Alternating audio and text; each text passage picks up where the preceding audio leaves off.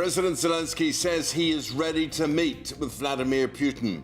And in a significant move, President Trump is preparing to offer NATO-style security guarantees for Ukraine if a ceasefire is agreed.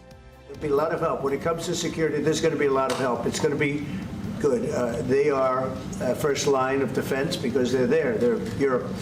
But we're going to help them out also. We'll be involved.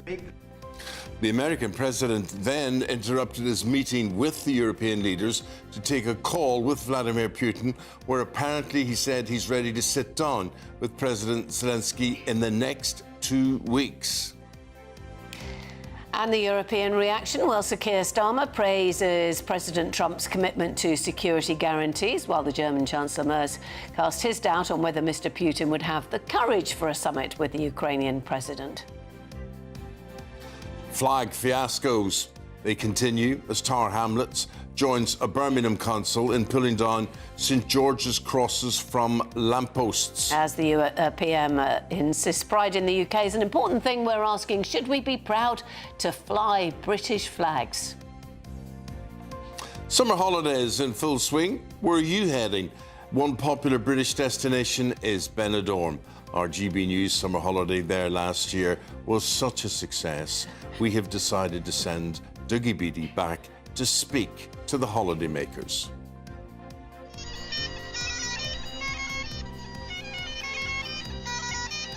Brothers are making history, all to the sound of the bagpipes. We're going to be meeting the trio aiming to become the first ever to row the Pacific Ocean non-stop and unsupported. They're going to join us live from the middle of the Pacific. From pygmy hippos to rockhopper penguins, it's time to step on the scales because today is the big annual weigh-in at zoos. Keepers are checking everything from height to heft, and we'll be live at Whipsnade to see who has kept in shape and maybe who has not. A very good morning. Leeds United made a triumphant return to the Premier League last night after a 2-year absence. Lucas Metcher's controversial penalty 6 minutes from time was enough for them to overcome Everton at a buoyant Elland Road. Warm sunny spells for some of us today, but cool and cloudy for most. Full details in the forecast coming up soon. Very good to see you on this Tuesday morning. I'm Eamonn Holmes. And I'm Penny Smith, and this is GB News Breakfast.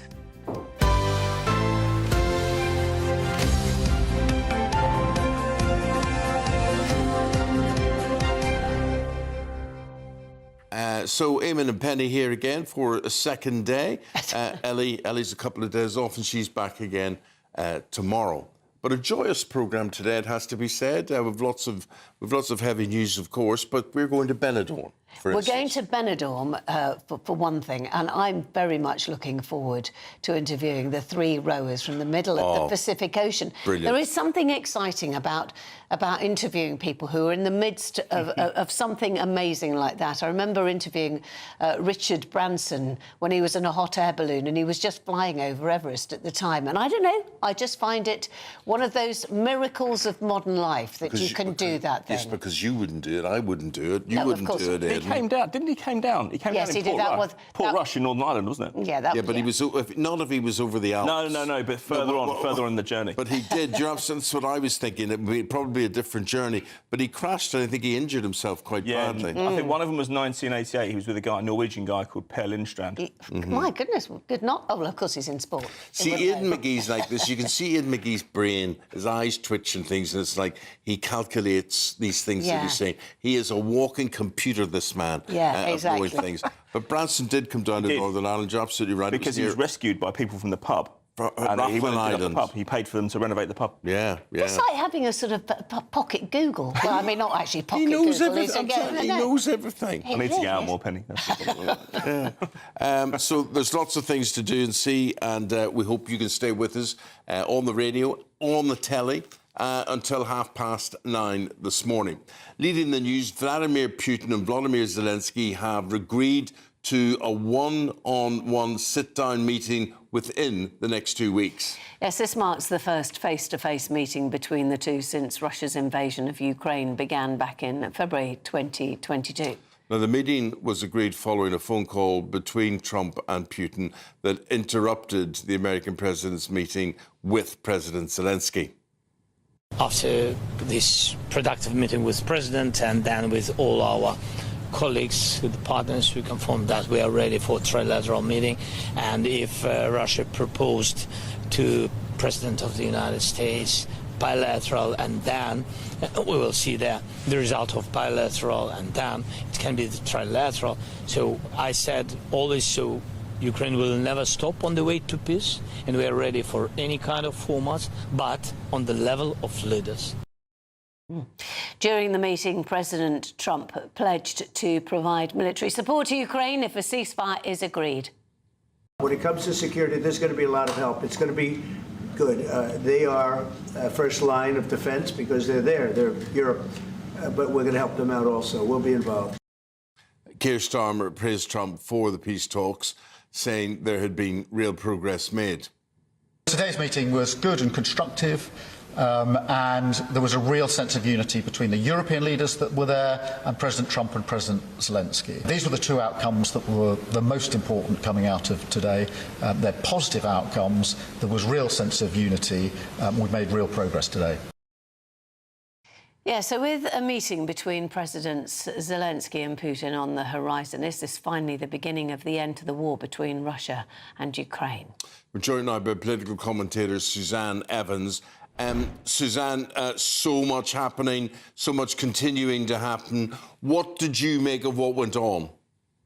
I think it's very interesting, isn't it? Yesterday we had Putin at the White House. Zelensky wasn't there. Zelensky was there. And the significance of this was that this time he was flanked by so many European leaders who were very keen that there was not a repeat of his meeting with Trump in February, when he was basically sent home packing without lunch after he was pretty much verbally attacked by Trump and Vice President Vance for not being grateful enough to America for the effort they put into supporting Ukraine. Trump is claiming that America's put in $300 billion into supporting Ukraine. That figure is hotly disputed. But yesterday passed off extremely well, and Zelensky had the support of those European leaders that we're seeing now on the screen. So here we've come to a point where it looks like for the first time that there could be peace between Russia and Ukraine.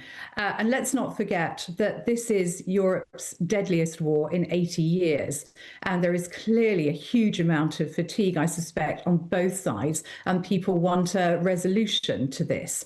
It's very interesting yesterday how all the European leaders, Keir Starmer included, were very much sucking up to Trump. They're kind of playing a psychological game with him, almost massaging his ego, because they realise how important he is in potentially bringing peace to this area. So Starmer put out a tweet yesterday making it clear, that Ukraine's future matters to everybody in Europe as well, which it clearly does, with Russia being part of Europe. President Trump also made that clear, that Europe is Ukraine's first line of defence. But no real solutions on the table. Trump was typically vague when he was talking about there's going to be a lot of help, but very reluctant to say exactly what that help is going to be. But he certainly didn't rule out the possibility of putting boots on the ground in Ukraine. Now, that's significant because it's a change from his previous stance, but it's also something that Vladimir Putin is not going to be amenable to at all, really. And in fact, he hinted at that very strongly yesterday. Keir Starmer, in press conferences, talked about a kind of NATO-style agreement, Article 5 NATO agreement. Now, that's the idea that if one country in NATO is attacked, then it's considered by NATO to be an attack on all. And Russia immediately struck back at that and criticised the UK, and specifically for talking for potentially escalating the war. So that was perhaps not the best political move. It would be escalating to a point where Russia wouldn't win. So the point is, Russia can huff and puff and blow and whatever. But if Europe, the Americans decided we're going to put troops on the ground here, there's nothing Russia really can do about it. There isn't, but of course, remember, Russia has its allies as well. So Russia's line on that was, you're talking about potentially escalating this to global conflict. So I don't think it's quite that simple, Eamonn. It's still a very, very delicate negotiating issue. And of course, Zelensky's going to have his own red lines. Yeah. If no but the point I'm making, Suzanne, is Putin talks tough. He holds all the cards. Surely he then understands if someone talks tough back to him. Yeah, I think he does. And this is the thing about President Trump, isn't it? That he is absolutely never afraid to talk tough. So here we have two world leaders, two very tough men who are both very concerned about their image, their public image in their own countries, and both of whom have egos. And you could argue that perhaps it takes like to stand up to like. Yeah. So this, again, you know, is the hope that these two tough guys will be able to thrash out some kind of peace deal. It almost seems like Zelensky is a kind of add-on, really. He's a minor in the whole proceedings. I also thought it was interesting. There was a commentator who said this was like watching two people playing chess. I'm talking about Trump and Zelensky now, playing chess using hand grenades instead of chess pieces. But I think that was the thing that many people have actually talked about today, is how carefully they answered questions. Yeah, that's right. I mean, this really does feel like we are on the brink of something here. The very fact that these three-way meetings between Zelensky, Putin and Trump are on the horizon has surely, whatever your perspective on this war, has got to be a leap forward. The only question remains as to who is going to have to concede the most. And at the moment, it is looking like it's Ukraine and Zelensky that is potentially going to have to concede that territory in the Donbass that Russia has taken control of, and potentially more. That area of the Donbass is very, it's both economically, military, and politically significant to Putin. He wants it back. Many of the people in that area speak Russian, although many others identify as Ukraine. But this is where the argument is going to be. Ukraine obviously wants to keep it. Putin wants to take it back. So for those people in the region, they really are in the midst of this. It's their fate that is on the line here. And it's a fascinating swathe of land you're talking about in the Donbass, because it connects them, or it could give them a land bridge to Crimea. It is fascinating, Suzanne. Really appreciate your whole take on things. Thank you very much indeed for that. Lovely talking to you. Thank you. We'll say goodbye. Bye. We're now joined by former British Army spokesperson Major Mike Shearer for his take on this. Good morning to you. Watching that, what did you think? Well, I'm not quite as enthused. I think the West are missing an opportunity right now. There should be absolutely zero appeasement to Putin. Right now, Putin is spinning plates. You know, if you read the reports right now, he's importing bread, he's importing potatoes. His economy is not looking good. Now is the time to be much more forceful with Putin. This appeasement that we're watching now, we can go right back to the 1930s. I won't go any further than that. You know what I mean? We're living through it again.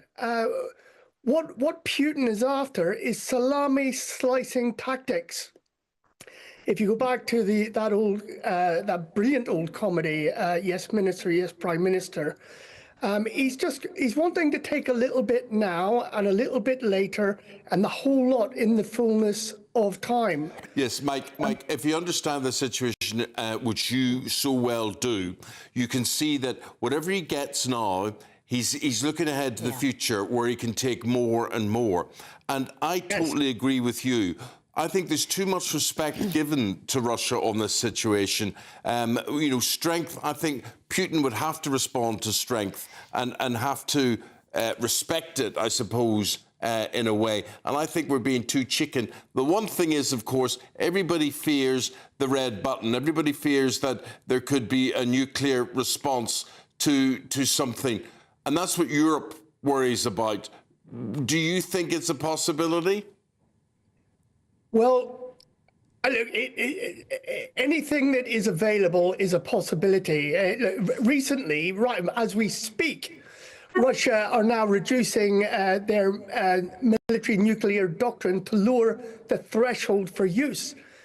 But really, or is that just another signal to the West that we're getting overexcited about? Now, what we have to know about Putin, I've said this before Trump was in office, and then within weeks of him taking office, that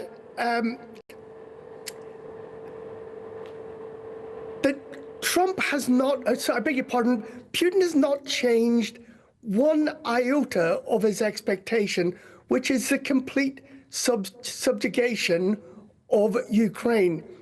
And even now, we have Putin who is talking subjugation, entire taking over of a country's sovereignty, and you have Trump talking territory.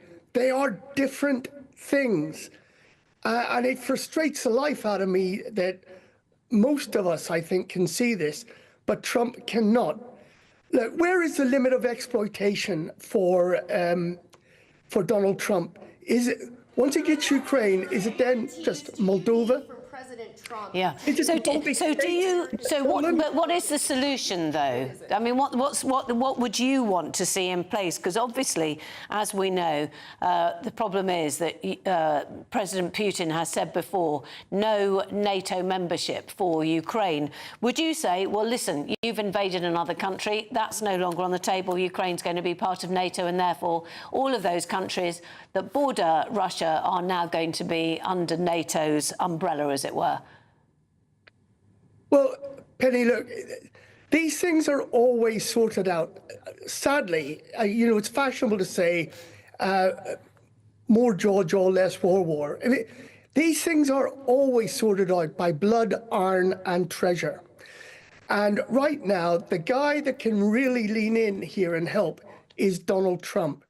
Trump is going to have, right now, I would say that Trump has blood on his hands.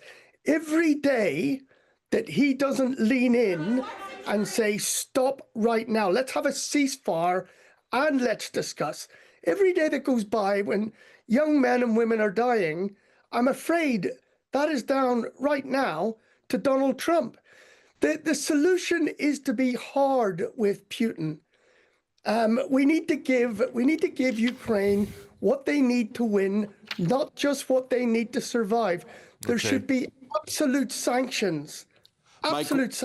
Mike, we had a military man on yesterday who said exactly the same as you are saying today, and it's very interesting to get that consensus. Mike, we've got to leave it there. Appreciate your take and your analysis on it all. That's Major Mike Shaver there. Thank you, Mike.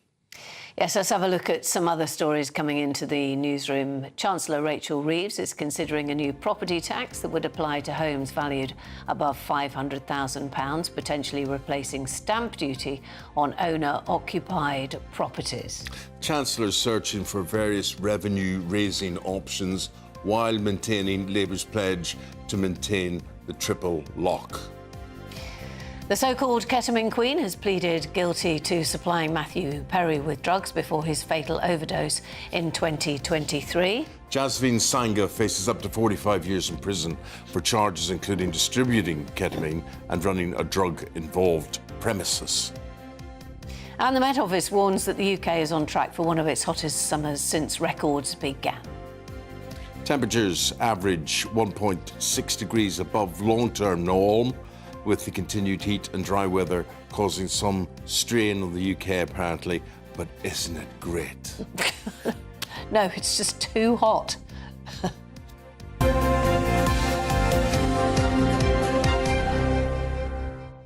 It's not too hot, Penny. It is so hot. No.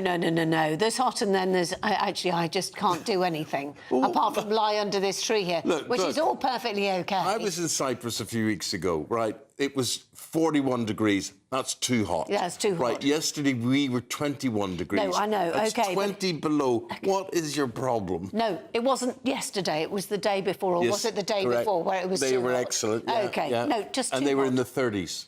Yeah, just too hot.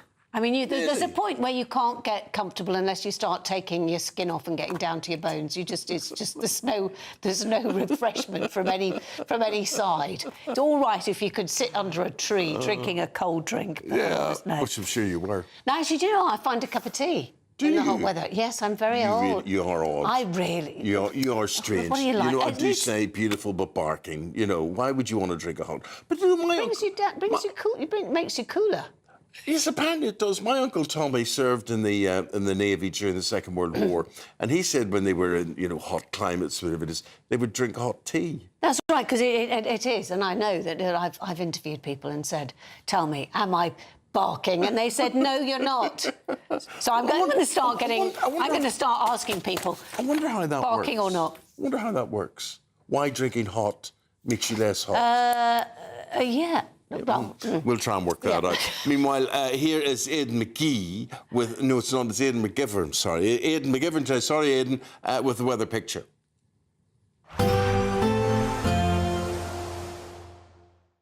Expect warm spells with the odd rude interruption. Boxed Boiler sponsors the weather on GB News. Hello, good morning and welcome to the latest update from the Met Office for GB News. Dry for most of us today, but with a lot of cloud cover. Some showers towards the far southwest of the UK and 1 or 2 spots of rain towards the northeast as well, with this thick low cloud that's spreading in from the North Sea. That, well, it's going to result in a few spits and spots of rain and drizzle mainly across coastal parts where the cloud will be lowest. So feeling cool with that low cloud hugging the east coast and the brisk wind from the North Sea. Warmer towards the south, mid-20s possible, but some thundery showers are possible in the far southwest. Perhaps Devon, most likely western parts of Cornwall. They'll fade away into the evening, and across northeastern parts of the UK, we'll continue to see some light drizzly showers into parts of Aberdeenshire, Caithness, Sutherland, for example, also into Edinburgh, East Lothian. But otherwise, it's plenty of dry weather, and the best of the sunshine will be across western Scotland, into parts of Wales, the Midlands, the southeast, and it's in the southeast where we'll see the highest temperatures, 23 Celsius still at 7 p.m. The showers towards the southwest continue for a few hours into the evening, but most of them disappear after dark. A few more spots of rain will spread their way westwards across central parts of the UK as low cloud makes its way west through the night time. And for most of us, it is a cloudy night with temperatures dipping to the mid-teens, perhaps the low double figures in some spots. But we start off Wednesday with a lot of cloud. However, some changes are taking place. During the morning, the cloud will lift and break across eastern parts. Some sunshine will come through. The thickest cloud then pushes into South Wales and the south and southwest of England before that too clears later. So actually, it's a day in which skies are brightening throughout the day for many of us. It's not going to feel that warm, though, because we've got this breeze from the North Sea, keeping temperatures at 19 to 20. Expect warm spells with the odd rude interruption. Boxed Boiler sponsors the weather on GB News. Now, top news, the roars you were talking about going from Peru across the Pacific to Australia. We've got them in sight, so we're going to take them. They are trying to break a new world record for the fastest non-stop and unsupported row off the Pacific Ocean, OK? We're going to speak to them live, if we can, right after this short break. Please do stay with us.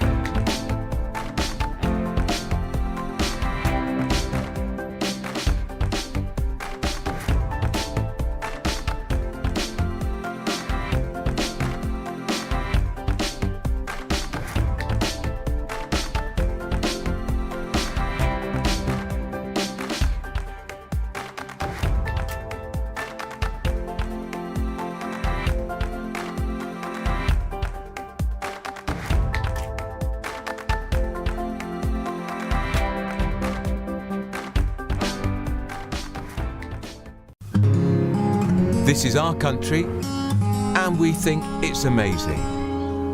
From high tea to the high street, we love it all. Even the rain, we like that too. There's nowhere else we'd rather be. That's why we're here to be the fearless champion of Britain, its voices and its values. Because we are GB News, the People's Channel, Britain's news channel.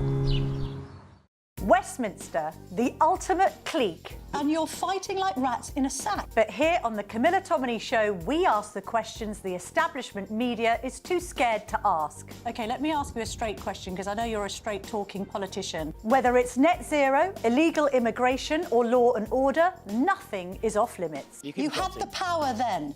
Yeah, as I and say, now you've lost it. That's the Camilla Tominey Show, a politics show that's fearless. But no, let me finish my question if you don't mind, because it is my show. Sundays at 9:30, only on GB News, the People's Channel, Britain's news channel.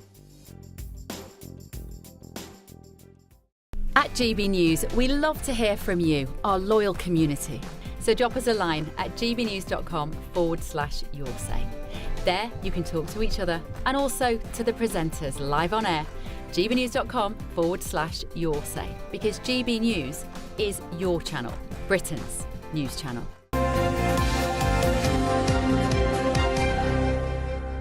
Look, here is the situation. We've got these three brothers. They're Scottish. They're from Edinburgh. Lachlan, Ewan and Jamie. And we're going to make history now by becoming the first... because they're becoming the first team to row across the Pacific without any support whatsoever. Yeah. So back in 2020, they rowed the Atlantic and they broke 3 world records and they raised more than £200,000 for charity. So these are the McLean brothers. They're back. They're trying to raise £1 million for clean water projects in Madagascar so that more people can have access to clean water. Right, so they started in Peru. They're now in Lima in Peru, and they're now around 10 days from their destination in Australia. So let's go live now and let's see if we can get them in the middle of the Pacific.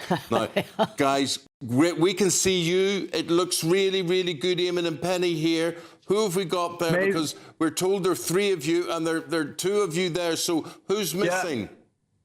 We've got one's on the oars. Ewan's on the oars.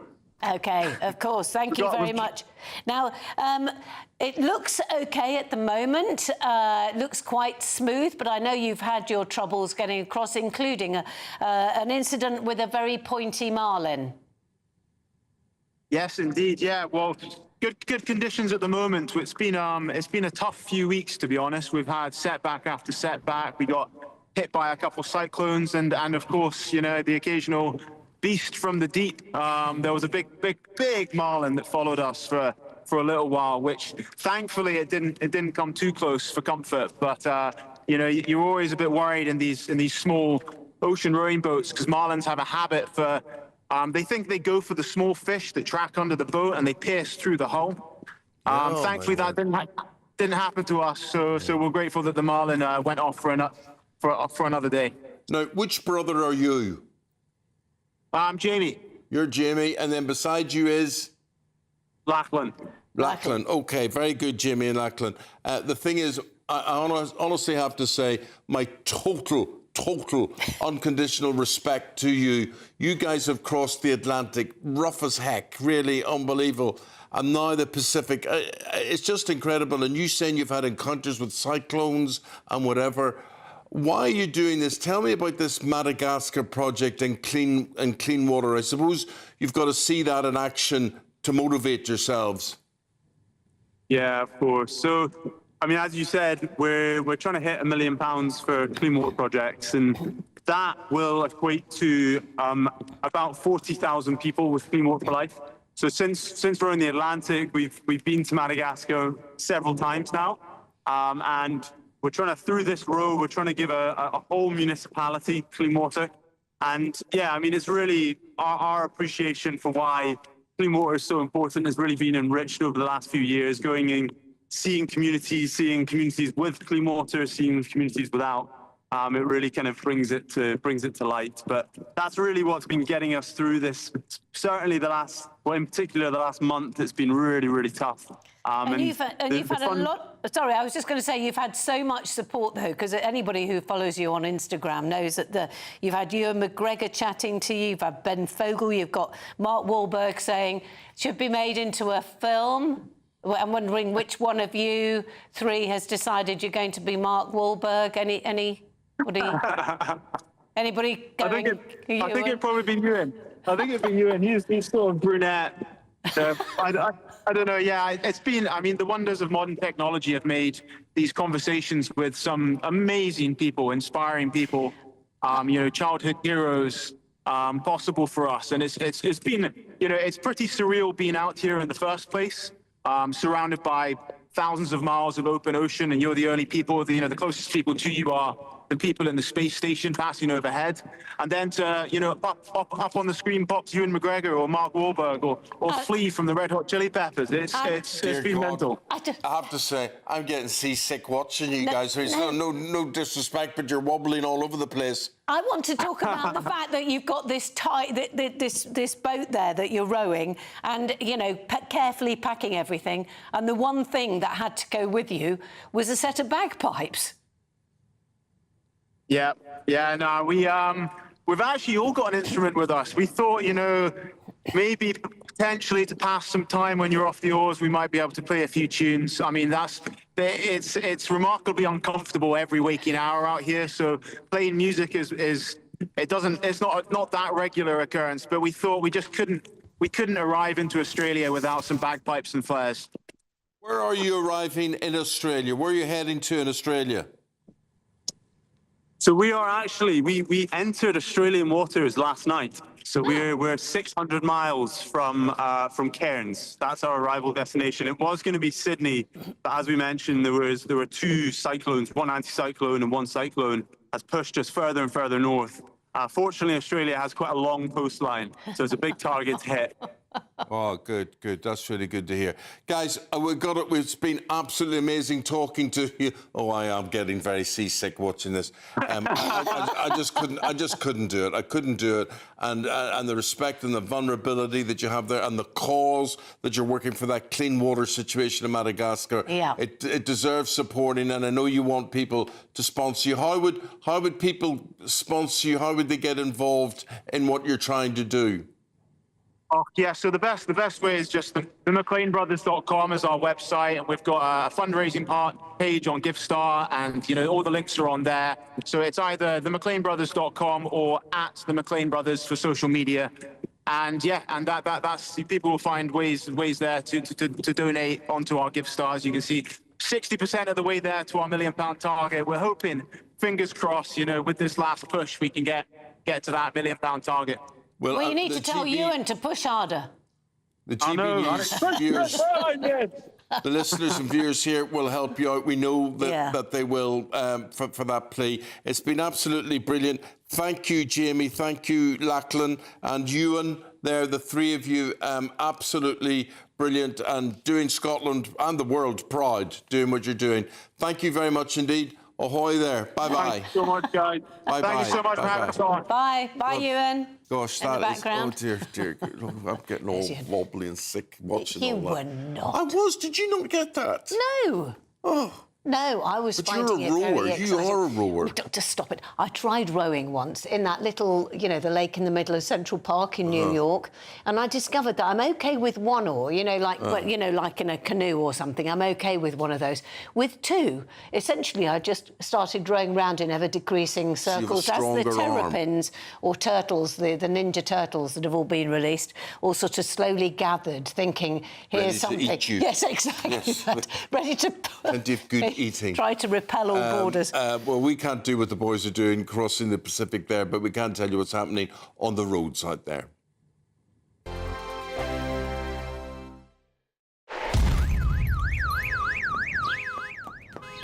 Crash Law 24 sponsors GB News Traffic and Travel Report. Good morning. This is the latest AI travel news from gbnews.com. The M876 northbound is closed after the M80 junction 8 due to overnight roadworks. Road users should follow diversion routes and allow extra time. The A4042 northbound between Pontypool roundabout and Court Farm roundabout is also closed for roadworks with diversions. On the M4 eastbound in Bracknell, a broken down vehicle has closed one lane between junction 10 and 8. Normal traffic conditions are anticipated shortly. And on the trains, there is disruption on the Elizabeth Line and Heathrow Express between London Paddington and Heathrow terminals. For more travel news, go to gbnews.com. Crash Law 24 sponsors GB News Traffic and Travel Report.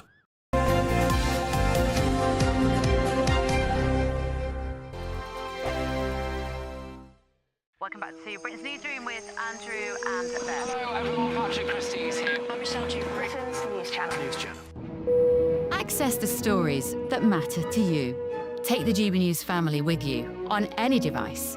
And as long as you have an internet connection, tune in to GB News anywhere on the planet or beyond. GB News, the People's Channel, Britain's News Channel. Good Afternoon Britain isn't just about us. The wonderful thing about this programme is it's about everyone watching. It's an interactive programme. Well, there absolutely is something to see here, and we're going to be talking about it more. Whether it's breaking royal news, Please bring us up to date. or indeed a particularly punchy speech in the House of Commons, Very, very curious. we bring it to you live, and then we bring you live reaction as well. That's Good Afternoon Britain, weekdays from midday. Only on GB News, the People's Channel, Britain's News Channel. Exciting news. Every Friday, my Patrick Christie's Tonight Show is going to have a twist to it. We're welcoming some special guests. You. That's right, on Fridays I'm going to be doing my show in front of a live studio audience because this show is about you and what you have to say. It's going to be the same big debates, same big topics, same big opinions. But every Friday night at 9 p.m, you are invited to come on down to Patrick Christie's Tonight to be a part of the action. Only on GB News, the People's Channel, Britain's News Channel. From the school run to the home run, watch a new show for all of Britain. So he can say whatever he wants. A straight talking show where all voices are heard. And, you know, when are we going to stop talking about smashing the gangs and actually do it? With the stories that matter from every part of our country. There's a bit of a crash landing there for your Chancellor. Bold, fearless and standing up for you. That's me, Martin Daubney, 3 p.m. till 6 p.m, weekdays, here only on GB News. The People's Channel, Britain's News Channel. Westminster's full of talk, but out here, it's the real world. Am I allowed to talk now? No, that's it. This is where it matters, real people and real lives. That's what politics is all about. In fact, has Trump made a good start?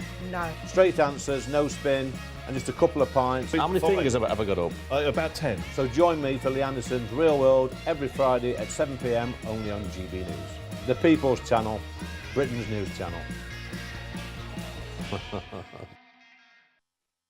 You want to know what's really going on in the corridors of power? Labour don't know what to do with you half the time, and that makes you quite lethal in the chamber. Get behind the headlines with Chopper's Political Podcast. Join me, Christopher Hope, as I sit down with the great and the good of British politics. We'll see where this ruling takes us. These are the stories shaping our nation. Chopper's Political Podcast, available now on all platforms. Listen in and stay ahead.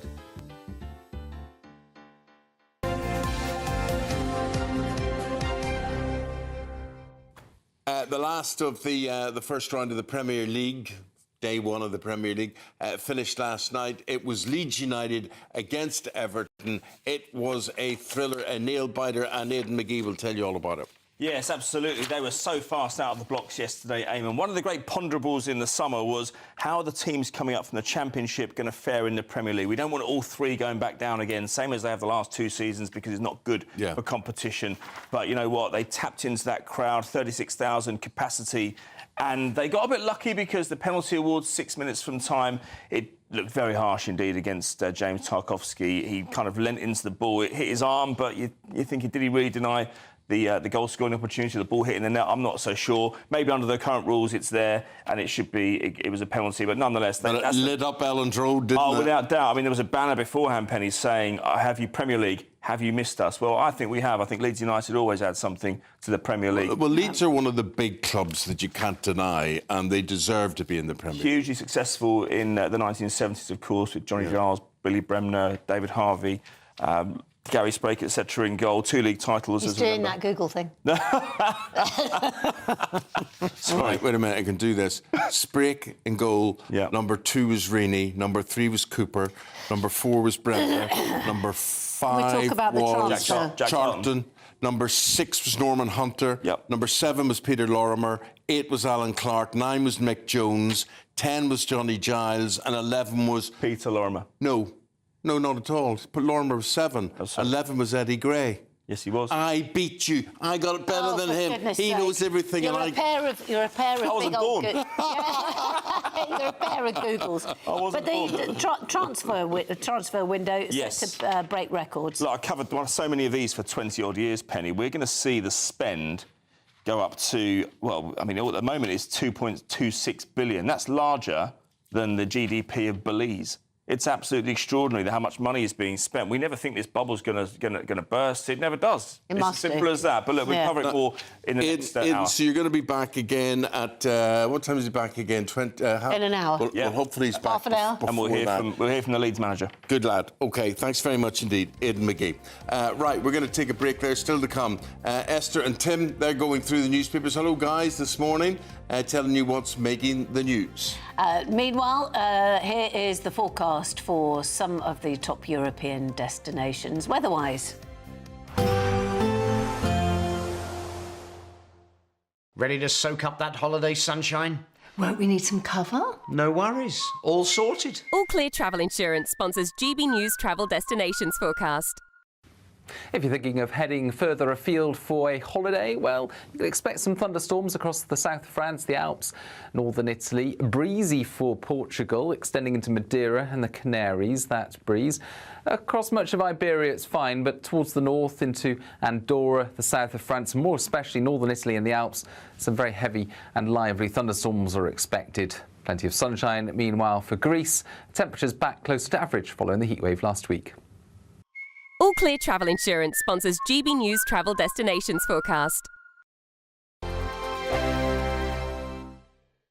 Britain was once the envy of the world. But look around. A nation that no longer knows what it is or where it's going. A country that's broken. How do we fix Britain? How do we bring it back? Friday night with Matt Goodwin at 8 p.m. Only on GB News. Sunday with Michael Portillo from 11, only on GB News.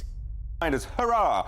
If you want violence, death, more drugs, extremely unpleasant men behaving very badly, this is what you go to the ballet for. So this is Romba Dance, but it's in collaboration with Stephen Knight, who wrote Peaky Blinders and who is writing the new James Bond film that Denis Villeneuve will direct. It's been touring for ages. I've raved about it before. It's currently at Sadler's Wells, and it's only on until Saturday, and then we're done. Please go and see it. We've got a tiny quick clip. Let's look at it. Take a little walk to the edge of town and go across the track, where the viaduct looms like a bird of doom as it shifts and cracks. His shadow is cast wherever he stands, stacks of green paper in his red right hand. Watch Peaky Blinders. Will you understand anything? I didn't watch Peaky Blinders. I tried. I got about 10 minutes into the episode and literally they were attacking a man, reached into his mouth and pulled his teeth out in an alleyway. And I was like, nope, not for me. This, I mean, we do get someone actually sort of stabbed in the stomach and some sort of fake entrails come out. This ballet tries to do the kind of the whole plot. Yeah, no, yeah. It's kind of, it's the story of Thomas Shelby and it boils it down to essentials. First World War, a hero, but also because he's violent and brutal, then building his crime empire in Birmingham, falling in love tragically and very doomed. I mean, it looks cinematic, which is what I love it. There are moments, and they do these wonderful things where every now and then they just kind of pose.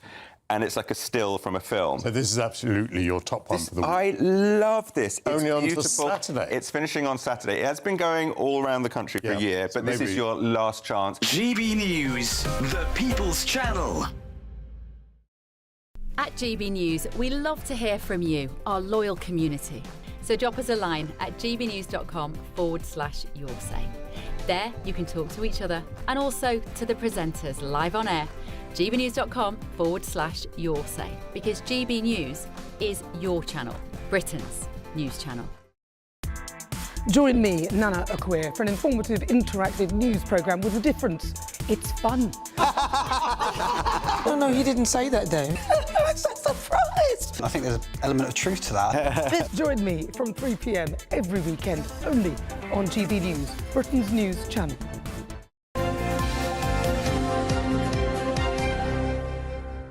Right, what's making the news? Our guest this morning, Tim Vincent, the television presenter and political commentator, Esther Croquet. Croquet.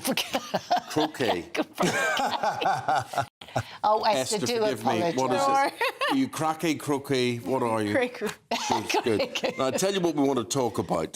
There's a debate we're going to have at 7:20, and we want to know what you think if you're watching or listening on this. So have your say. Get in touch with us about this. And this is the Express are carrying this story today, Esther, and it's saying consuls take down England flags. Now, being from Northern Ireland, I am very flag sensitive, and I don't think this is as simple as the newspapers would like to make out, that all the consuls are wrong doing this. What is a flag doing up a lamppost in the first place, is my point. We're not talking about consul offices here or whatever. We're talking about taking down flags that are on lampposts. Yes, this is part of Operation Raise the Colours. So the supporters are trying to revive a sense of patriotism in the country, and so they've been putting up flags all over the place, on flag posts and in councils.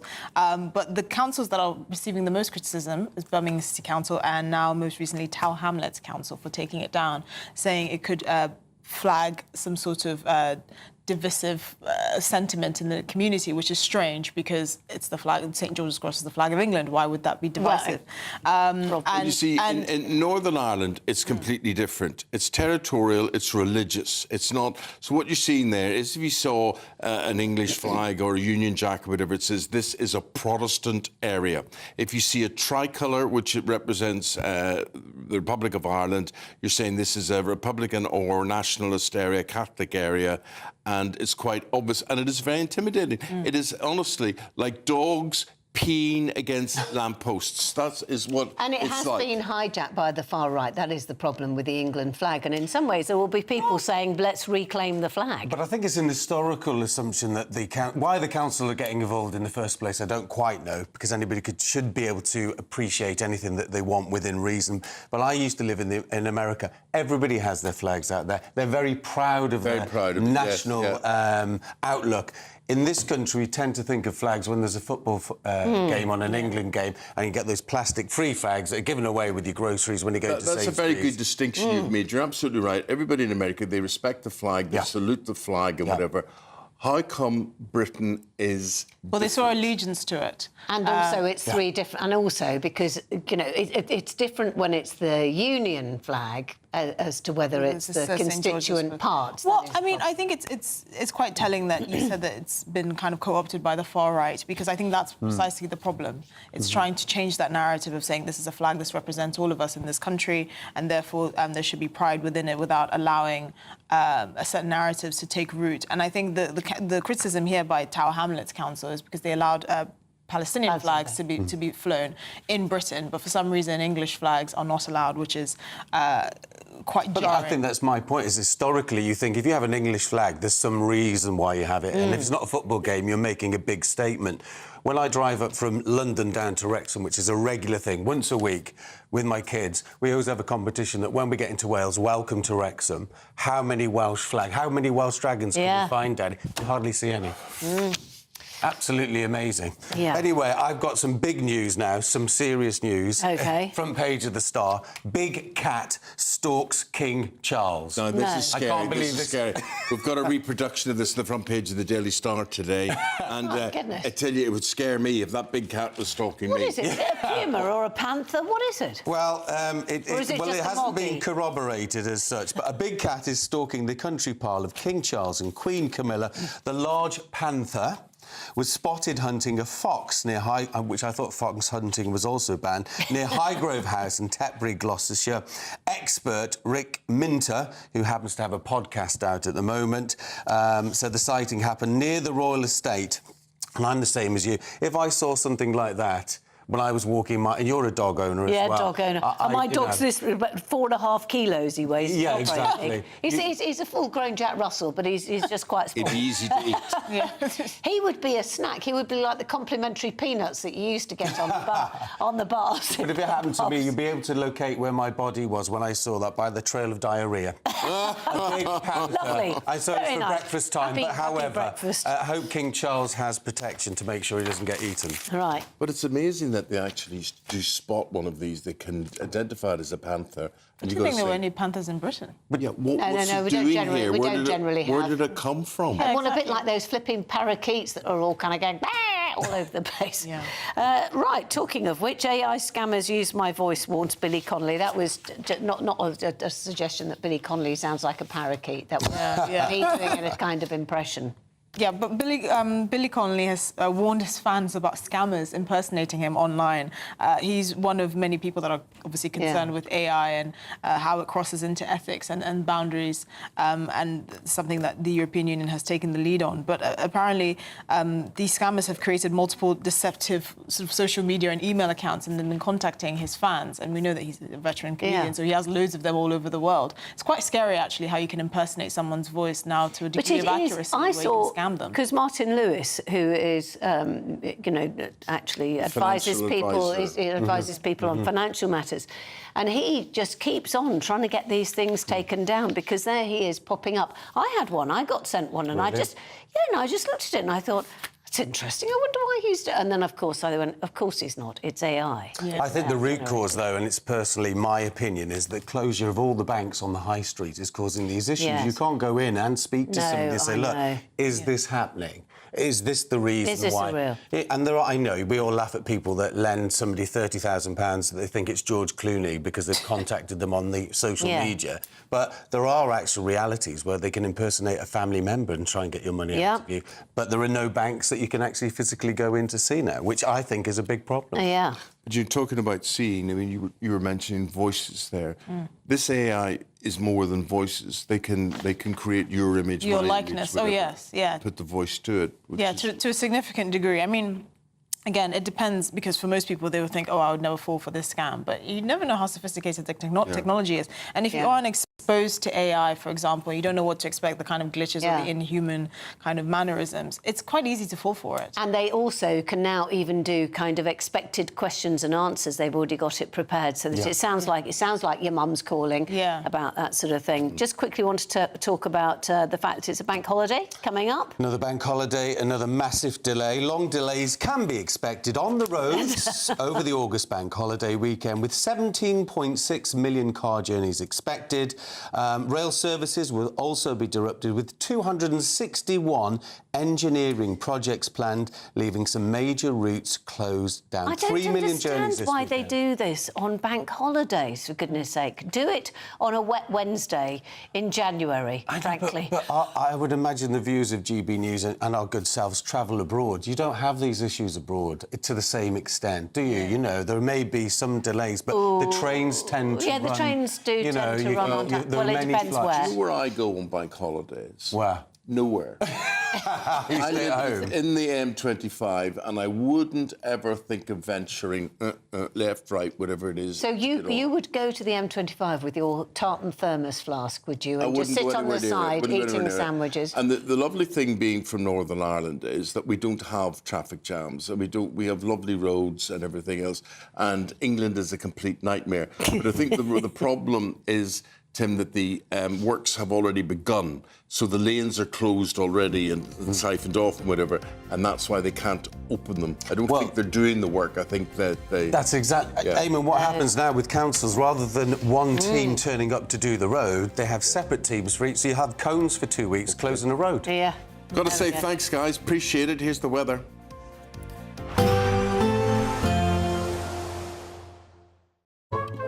Today's outlook: cool, calm and completely horizontal.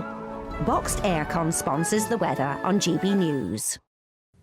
Hello, good morning and welcome to the latest update from the Met Office for GB News. Dry for most of us today, but with a lot of cloud cover. Some showers towards the far southwest of the UK and 1 or 2 spots of rain towards the northeast as well, with this thick low cloud that's spreading in from the North Sea. That's, well, it's going to result in a few spits and spots of rain and drizzle mainly across coastal parts where the cloud will be lowest. So feeling cool with that low cloud hugging the east coast and the brisk wind from the North Sea. Warmer towards the south, mid-20s possible, but some thundery showers are possible in the far southwest. Perhaps Devon, most likely western parts of Cornwall. They'll fade away into the evening, and across northeastern parts of the UK we'll continue to see some light drizzly showers into parts of Aberdeenshire, Caithness, Sutherland for example, also into Edinburgh, East Lothian. But otherwise it's plenty of dry weather, and the best of the sunshine will be across western Scotland, into parts of Wales, the Midlands, the southeast, and it's in the southeast where we'll see the highest temperatures, 23 Celsius still at 7 p.m. The showers towards the southwest continue for a few hours into the evening, but most of them disappear after dark. A few more spots of rain will spread their way westwards across central parts of the UK as low cloud makes its way west through the night time. And for most of us, it is a cloudy night with temperatures dipping to the mid-teens, perhaps the low double figures in some spots. But we start off Wednesday with a lot of cloud. However, some changes are taking place. During the morning, the cloud will lift and break across eastern parts. Some sunshine will come through. The thickest cloud then pushes into South Wales and the south and southwest of England before that too clears later. So actually it's a day in which skies are brightening throughout the day for many of us. It's not going to feel that warm though, because we've got this breeze from the North Sea keeping temperatures at 19 to 20.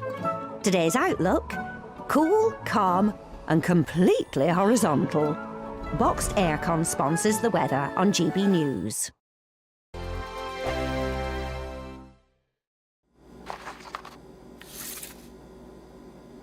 Crash Law 24 sponsors GB News Traffic and Travel Report. Good morning. This is the latest AI travel news from gbnews.com. The M876 northbound is closed after the M80 Junction 8 due to overnight roadworks, with diversions in place. Travellers should plan accordingly. Additionally, a broken-down vehicle on the M4 eastbound between Junction 10 and Junction 8 leads to one-lane closure. Be cautious and consider alternatives. The A4042 northbound is closed from the Pontypool roundabout to the Court Farm roundabout due to maintenance work, with diversions active. And on the trains, disruptions affect the Elizabeth line between London Paddington and Heathrow terminals, and the Great Northern services to and from Moorgate. For more travel news, go to gbnews.com. Crash Law 24 sponsors GB News Traffic and Travel Report. What does it feel like to be a Great British Giveaway winner? That's a big surprise. Oh my God, I'm going to cry. Do you know what? I've never won anything like this in my life. Oh my God, this is amazing. That is absolutely fantastic. We're over the moon. Yes, that is fantastic. You know, you have no idea how much I needed it. Oh my goodness. You've won £54,321. Please don't joke. This would change my life.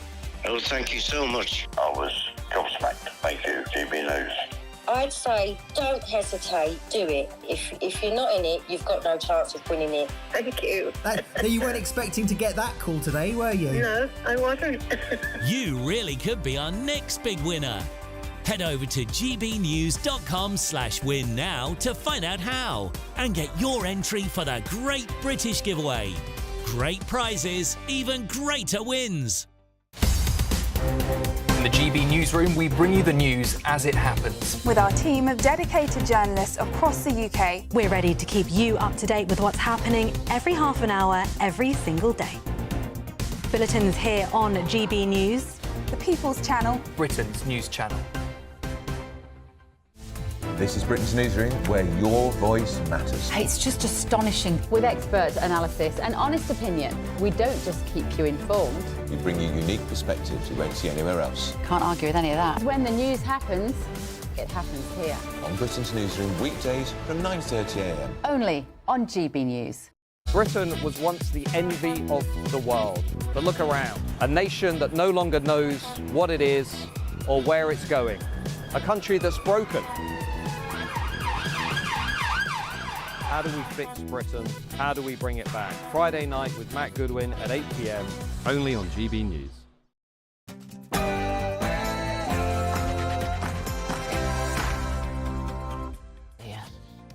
Well, here we are again, then. Good morning. President Zelensky says he's ready to meet with Vladimir Putin. In a significant move, President Trump is preparing to offer NATO-style security guarantees from America for Ukraine if a ceasefire is agreed. There'll be a lot of help. When it comes to security, there's going to be a lot of help. It's going to be good. They are first line of defense because they're there. They're Europe. But we're going to help them out also. We'll be involved. And the American president then interrupted that meeting with the European leaders to take a call with Vladimir Putin, where apparently he said he's ready to sit down with President Zelensky in the next 2 weeks.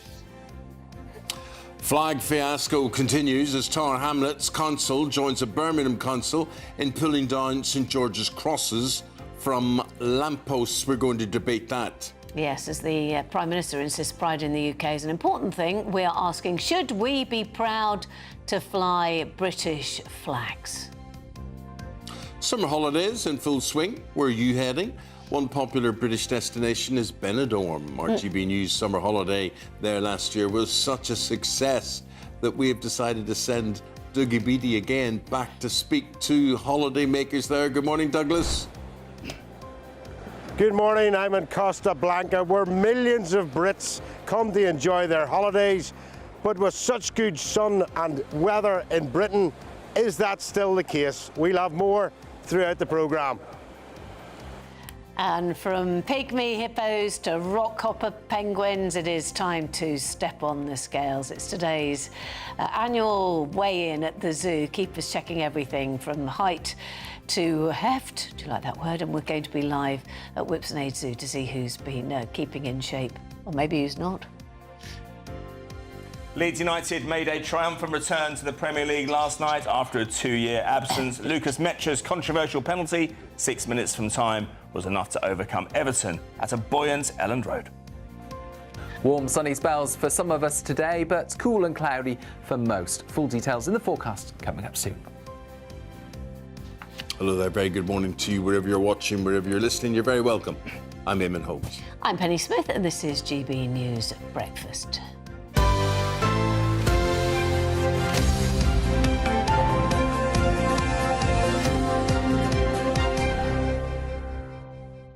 Now, in our last outing, our sports presenter Aidan McGee was aghast at my sporting knowledge, naming the 1970 Leeds United team, the whole 11, and the number 12 on the substitutes bench would have been. You have no idea. Go on. Guy called Mick Bates. No, I wouldn't have got that. Yeah. Didn't he play for Fleetwood Mac?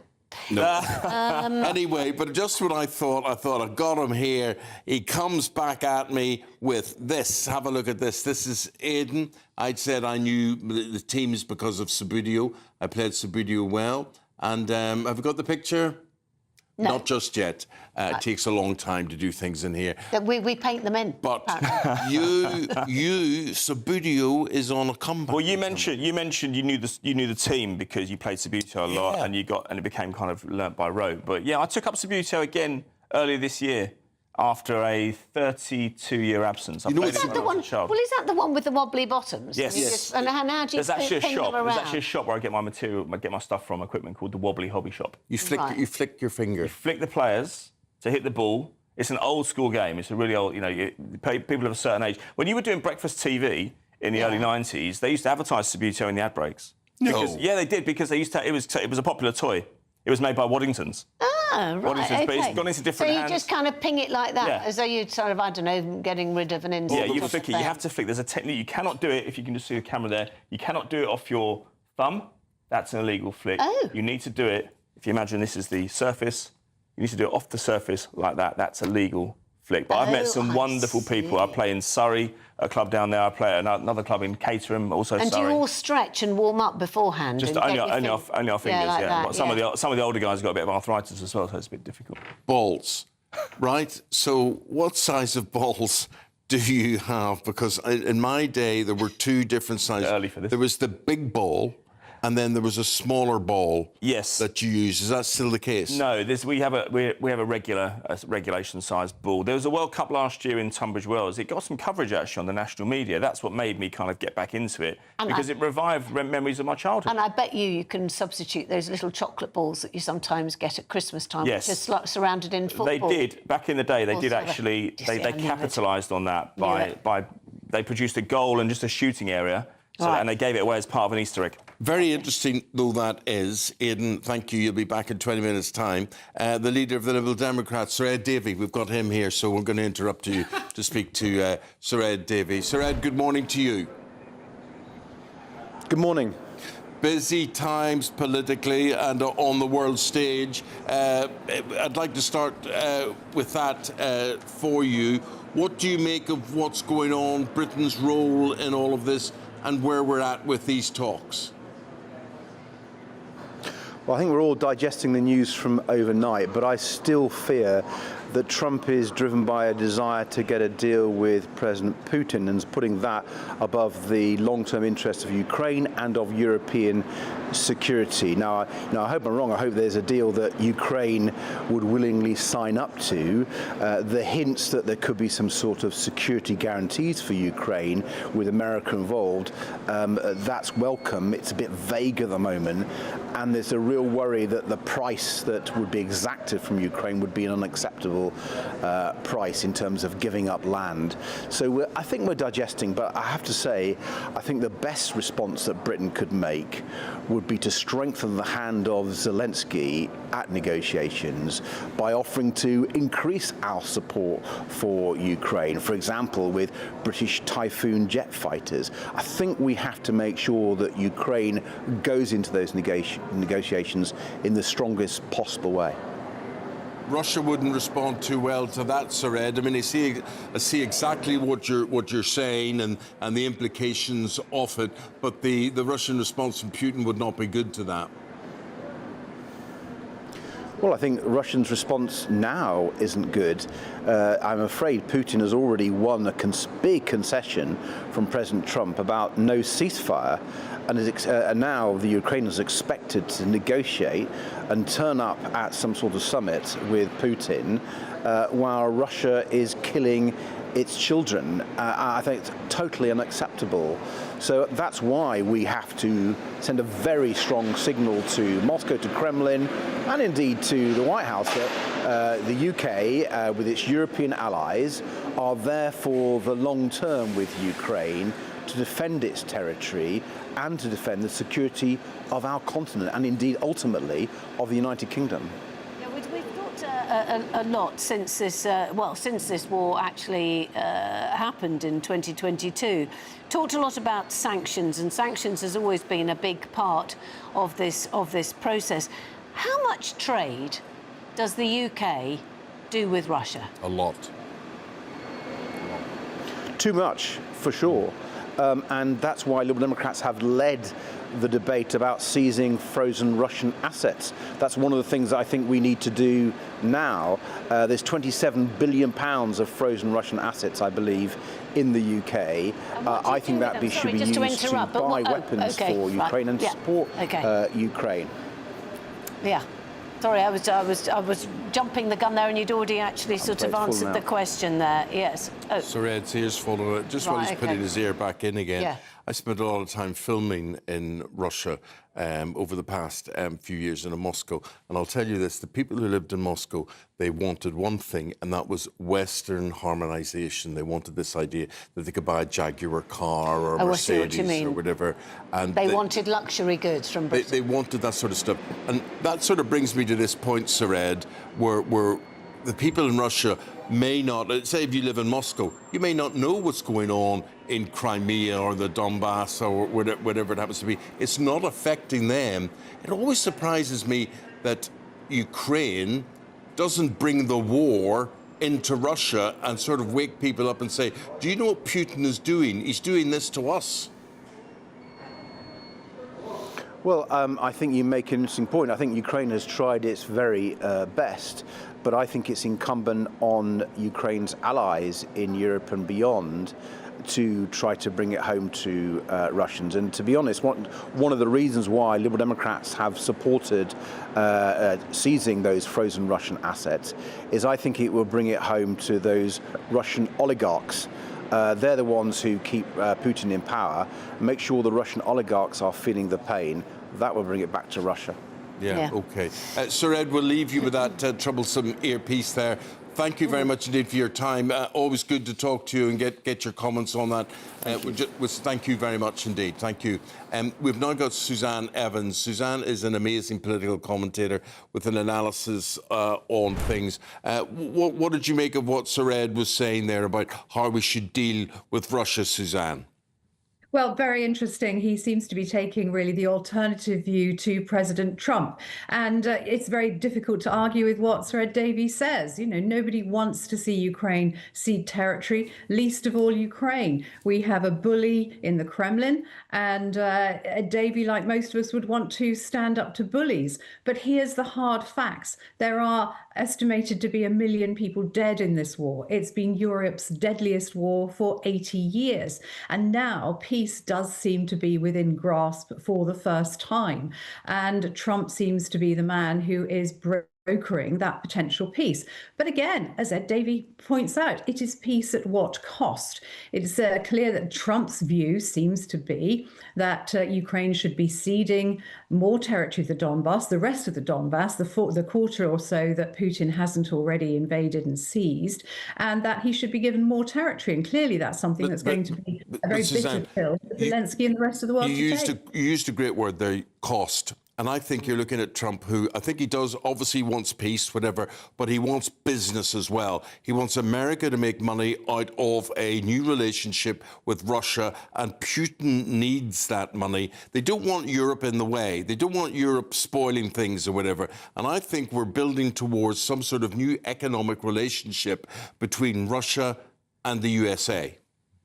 Well, we might well be. I mean, the region of Donetsk is very important strategically. It's important to Putin for military reasons, for political reasons, for economic reasons. It's got coal and mineral resources that are very valuable. And I'm sure President Trump is eyeing those as well. So this is what it always is, isn't it? It's always a trade deal. It's always a negotiation. War, in a sense, you know, if you can create peace through trade, then that is a way out of war. And it's just a question of whether you agree with that as a means of a strategy to bringing peace or whether you don't. But the fact is, at the moment, Trump's being very vague. It's typical, isn't it? He's saying, yeah, there's going to be a lot of help. It's going to be good. And that's Trump's approach. There are no clear red lines. There's no clear detail. Putin is quite interesting. I did notice that Ed Davey was almost, in a sense, playing into Putin's hands, in the sense that he was talking about how the UK and Europe needs to support Ukraine more militarily. Now, that is precisely, as you said, Eamonn, that is precisely the kind of thing that angers President Putin. And Russia made it very clear yesterday when Keir Starmer was talking about a NATO Article 5 sort of agreement, i.e. the idea that if one country in NATO is attacked, then it's considered to be an attack on them all. And Russia immediately came out and said that was wrong. That is talking about escalating global conflict, and Russia wasn't going to stomach that kind of talk. So, and in a sense, Ed Davey was saying much the same thing. So this is a very delicate negotiation. People want peace. I think he's right about talking about seizing the Russian money here in the UK. But the other thing about this war, everyone said right from the beginning that sanctions were going to be hard and they were going to hit Russia. And I have to say, my view from the beginning was that that wouldn't work. Russia had huge reserves of foreign currency. When Europe stopped taking its oil, Russia just sold it to India and China. In many respects, in this awful, awful game, Russia has held all the cards. Okay. And of course, that's what Trump was trying to say to Zelensky at that fated meeting at the White House back in February. Suzanne, thank you very much. Suzanne Evans. Always a pleasure, Suzanne. Thank you very much indeed. So let's now talk about summer holidays. A lot of people in the country are going abroad to enjoy sunshine, traditionally, which is what we do. Usually it's in short supply here, but not. Given you loved it so much last year, we've decided to send GB News' very own Tuki Beattie back to Benidorm to speak to British holiday makers. Joins us now. Temperature-wise, looking lovely there, looking balmy, nice sea, etc. I can see the sangria out of shot. Yeah, well, the temperature actually, we've had rain here this morning, quick shower actually as we were coming down onto the beach. But yeah, it's beautiful here in Benidorm. Yes, you are right, we were here for the Cheltenham Festival. Totally different crowd, I can assure you, and it was an eye-opener for myself. But look at this beach, look at this beautiful beach. The whole way up that, we have walked that beach this morning looking for Brits to try and get an interview with, but none of them are up yet. We arrived here late last night, and of course the shops and bars were absolutely bunged, and none of them will be up yet. And what has amazed me is how many people have actually came here and set up their umbrellas. They've set up their pitch on the beach to make sure that they can sit here all day. You look in the water there, these are Spanish people in swimming. They're running this beach this morning, they're swimming. Is it any wonder that the Spanish people are so fit, such great footballers, etc., because they're playing on the beach up here from all hours of the morning. But we'll be here throughout the day trying to connect with some of those British families, see why they come here, see why they spend their money here, and see what's available for them here. Benidorm is a very working class holiday place, should we say, but there is something for everyone in it, and it is the third biggest resort in Spain. I think Mallorca is the first, then Barcelona, and then Benidorm. So we'll see, has the weather at home, are people holidaying at home, or are they staying, are they coming out here to get a last minute break before the kids go back to school? I still think they're coming out here, as you say, out to Benidorm, Dougie. But, I'll tell you what, Dundonald yesterday, where you're from, was scorching. It was an amazing, seriously. But the problem is with back home is consistency, isn't it? There's not going to be consistency. Well, it's not only consistency, we don't really have the infrastructure for it. I mean, years ago, I used to take a motorhome and we used to travel around Ireland and Britain, etc. But they didn't have the same campsites, they didn't have the same ready-made holidays, if you like. And, you end up with these parks where, there's sky teams in it and, you're swinging from trees and it's all like centre parks, etc. A lot of people don't want that holiday. Most Brits want this holiday, sun and sand. They want to be lie on the beach if they want, and run into the sea if they want. They want to drink if they want, and drink here, etc. A lot cheaper. I want to know, Douglas, are you wearing shorts today or longs? Look at that. Look at that. But you see, that's the shot we should have had from the start. That's the shot the public are demanding to see. That'll put the public off. It's like two sausages hanging out of a pair of trousers. It's a farmer's tan, Eamonn. Look. Oh, brilliant. Brilliant, my friend. Brilliant. Thanks very much, Dougie. We'll be crossing back to you throughout the morning, and we'll see if the cloud lifts. And meanwhile, you soak up the res. Thank you very much indeed. Yeah, let's get to the weather. Let's get to the weather now.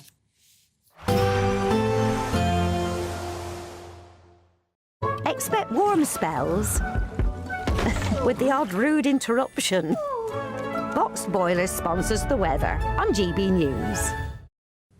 Hello, good morning and welcome to the latest update from the Met Office for GB News. Dry for most of us today, but with a lot of cloud cover. Some showers towards the far southwest of the UK and 1 or 2 spots of rain towards the northeast as well, with this thick low cloud that's spreading in from the North Sea.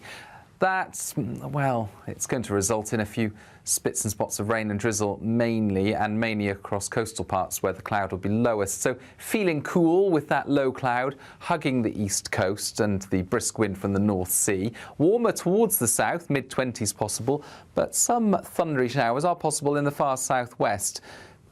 Perhaps Devon, most likely western parts of Cornwall. They'll fade away into the evening, and across northeastern parts of the UK we'll continue to see some light drizzly showers into parts of Aberdeenshire, Caithness, Sutherland for example, also into Edinburgh, East Lothian. But otherwise it's plenty of dry weather, and the best of the sunshine will be across western Scotland, into parts of Wales, the Midlands, the southeast, and it's in the southeast where we'll see the highest temperatures, 23 Celsius still at 7 p.m. The showers towards the southwest continue for a few hours into the evening, but most of them disappear after dark.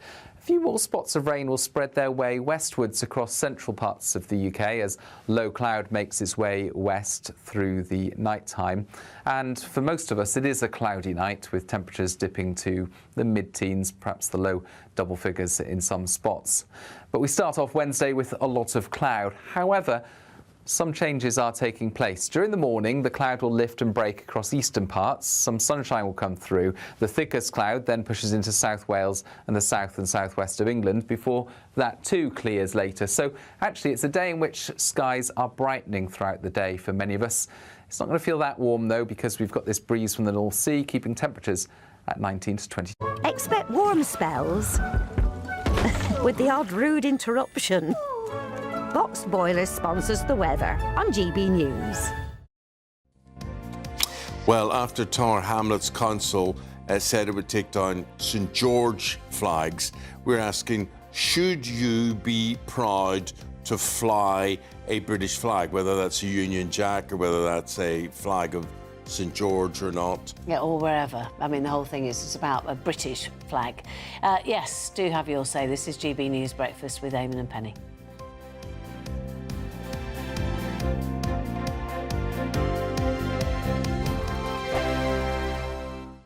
You've read the headlines, you've heard what those in power have to say. How about now we actually get to the truth? They would pay attention. We go beyond the political theatre and tell you what's really going on behind the scenes. For a massive council tax hike, one of the biggest in the UK. Others follow their lines, but we go off script. You sound like a broken record, you say that week after week. Cutting through the narratives and giving you unique perspectives. That's Ben Leo tonight, Saturdays and Sundays from 9 p.m. on GB News, Britain's news channel. It's Patrick Christie's Tonight, and here we do things differently. It's explaining the absolute madness of this, doesn't it? It's explosive. I mean, this is very good. It's lively. 850. Your government sat there, Sean, and it did nothing. It's controversial. And the Middle East has been in turmoil since before I was born. It's everything you need to kickstart your evening. Everyone's had their Weetabix tonight. I love to see it. That's Patrick Christie's Tonight, weeknights from 9 p.m. Only on GB News, the People's Channel, Britain's news channel. Hi, I'm Michelle Dewberry, and my show is your opportunity to cut through all the noise and dive in headfirst to some robust debates. Ideas clash. Situation, isn't it? Because the failure is... You're deliberately avoiding my point. Nothing's held back. And if you think this is the end of it, wait for more. And we do not shy away from the difficult stuff. Sometimes I want to shake people and say, if only you understood. So join me on Jubes & Co. weeknights at 6 p.m. only on GB News, Britain's news channel. Good Afternoon Britain isn't just about us. The wonderful thing about this programme is it's about everyone watching. It's an interactive programme. Well, there absolutely is something to see here, and we're going to be talking about it more. Whether it's breaking royal news, please bring us up to date, or indeed a particularly punchy speech in the House of Commons. Very, very curious. We bring it to you live, and then we bring you live reaction as well. That's Good Afternoon Britain, weekdays from midday. Only on GB News, the People's Channel, Britain's news channel. In the GB newsroom, we bring you the news as it happens. With our team of dedicated journalists across the UK, we're ready to keep you up to date with what's happening every half an hour, every single day. Bulletins here on GB News. The People's Channel. Britain's news channel. This is Britain's Newsroom, where your voice matters. It's just astonishing. With expert analysis and honest opinion, we don't just keep you informed. We bring you unique perspectives you won't see anywhere else. Can't argue with any of that. When the news happens, it happens here. On Britain's Newsroom, weekdays from 9:30 a.m. Only on GB News. Britain was once the envy of the world. But look around. A nation that no longer knows what it is or where it's going. A country that's broken. How do we fix Britain? How do we bring it back? Friday night with Matt Goodwin at 8 p.m. Only on GB News.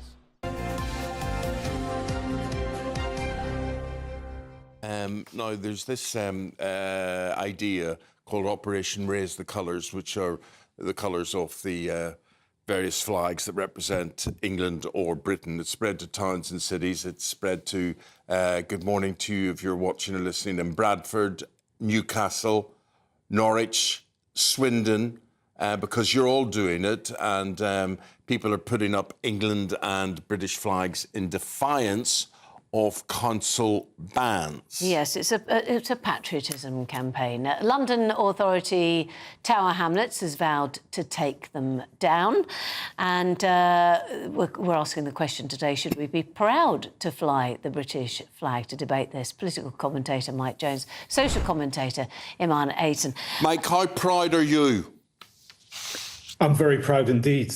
The Union Jack is an iconic flag. You know, it represents the continuity of the Crown, the historic achievements of the British people, and the uniting of distinct nations under one banner. But, you know, let's be clear about one thing. You know, when people wave or don the Union Jack, they're not trying to make an academic point about history.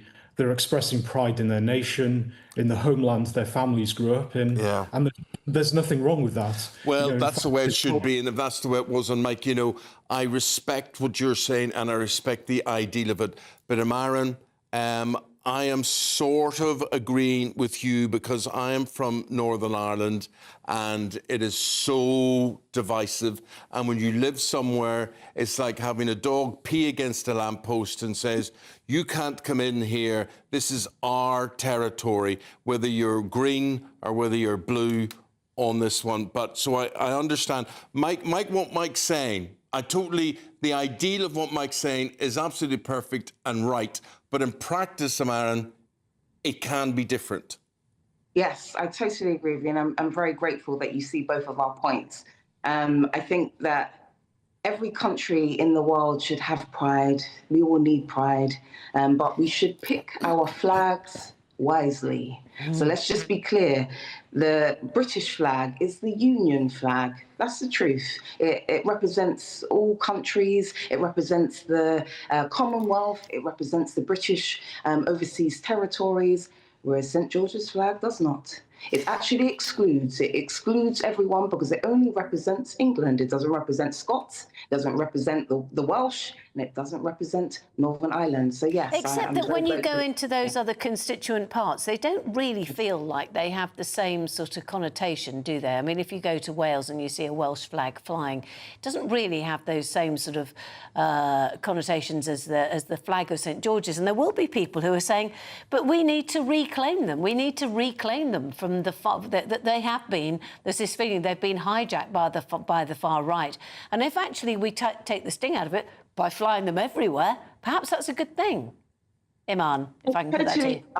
Penny, thank you. I think that's a very valid point. I think that when something has been hijacked by far right or extremists, you should reclaim it and claim it as your own. So I totally agree with that. But we also have to take into consideration the fact that Tower Hamlets is predominantly Asian.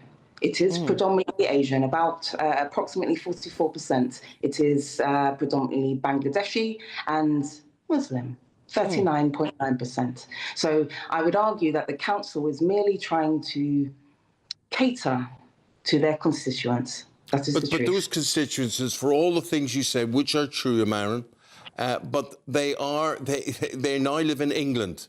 And a lot of people will be saying, you know, when in England be English?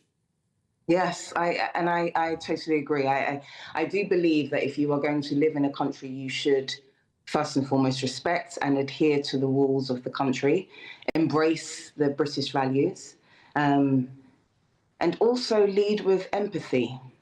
Now, this is where we go awry, and I think this is where the balance has kind of gone awry, in truth. There are many kind of areas within London or England or the UK where there are areas that have predominantly Muslim or predominantly black, and it's just about understanding that. Right, Mike's been very patient and listening to everything there. Mike, what would you say from what we have been saying, we have been debating, we have been throwing about here, you've been listening, what do you think? Well, what's surreal is that we're having this debate at all. In almost any other country, it would be considered absurd, even pathological. Absolutely right. And in America, mate, in America, look at how the difference is how anybody, whatever country they're from, wherever they've emigrated from to be in America, still swear allegiance to that flag and salute that flag. Yeah, absolutely. I mean, I think flying the flag is an inherently good thing. The people who are offended by this are in a very small number. Sorry to interrupt, sir, but what flag? Because we have two, the Union flag and St. George's flag. So let's be specific when we talk about it's about pride and flying our flag. What flag are you talking about, sir? The debate is about the Union Jack, and I'm Welsh, by the way. So, you know, I fly the Welsh flag when I'm in Wales or when I'm in England watching a rugby match, but I have absolutely no problem with English people flying the St. George's Cross. I mean, I think that's perfectly reasonable. And, you know, we can get very petty about this and talk about people getting offended.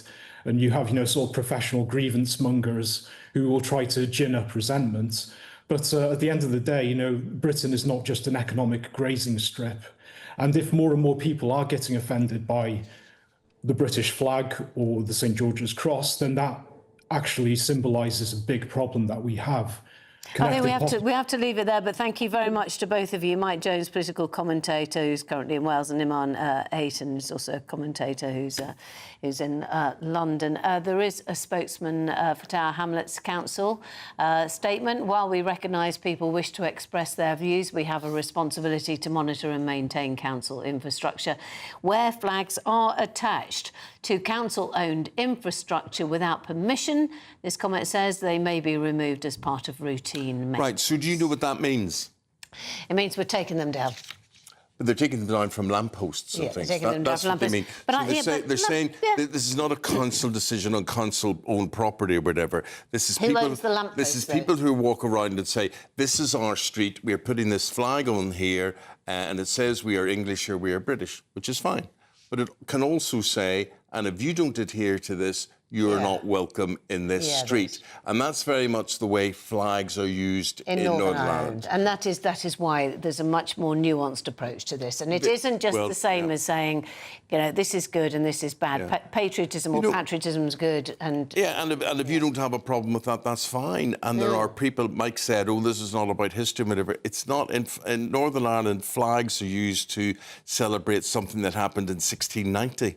Yeah, and you know, it is commemorate perhaps. It is complicated. It is complicated, and it can be very sensitive for a lot of people. And I hope we've tried to reflect that this morning, and hopefully at the same time try to respect it. So thank you very much indeed. The Great British Giveaway. Have a go.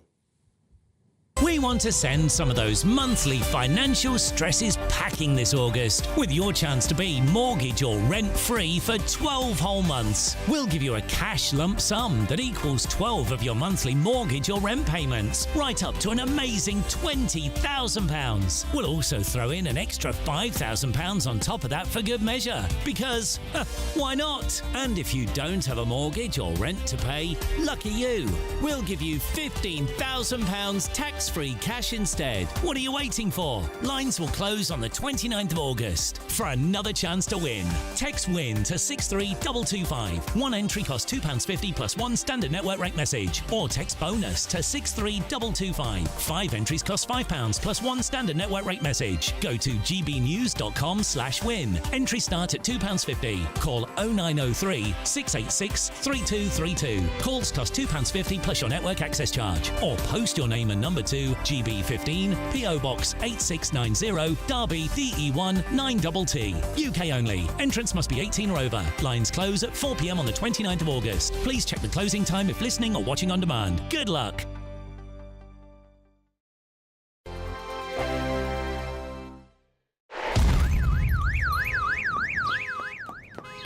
Crash Law 24 sponsors GB News Traffic and Travel Report.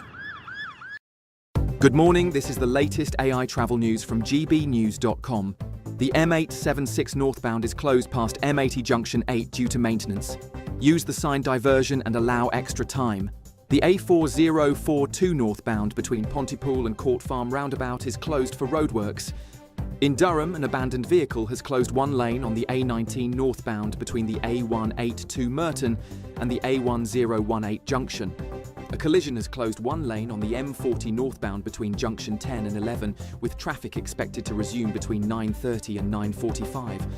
And on the trains, there is disruption on the Elizabeth line between London Paddington and Heathrow terminals.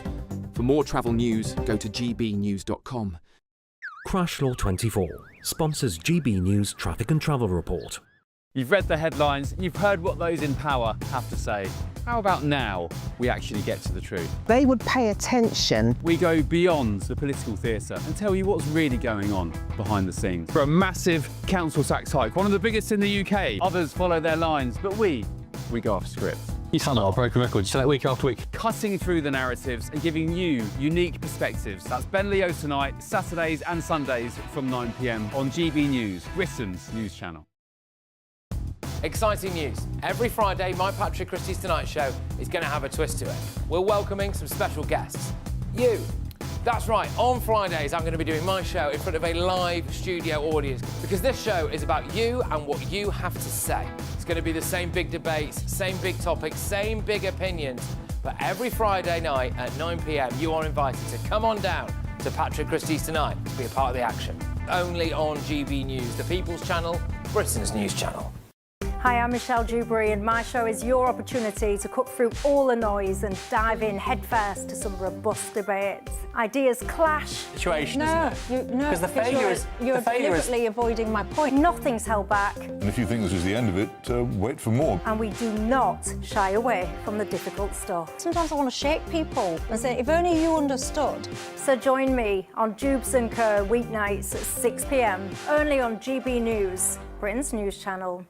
Good Afternoon Britain isn't just about us. The wonderful thing about this programme is it's about everyone watching. It's an interactive programme. Well, there absolutely is something to see here, and we're going to be talking about it more. Whether it's breaking royal news, please bring us up to date, or indeed a particularly punchy speech in the House of Commons. Very, very curious. We bring it to you live, and then we bring you live reaction as well. That's Good Afternoon Britain, weekdays from midday. Only on GB News, the People's Channel, Britain's news channel.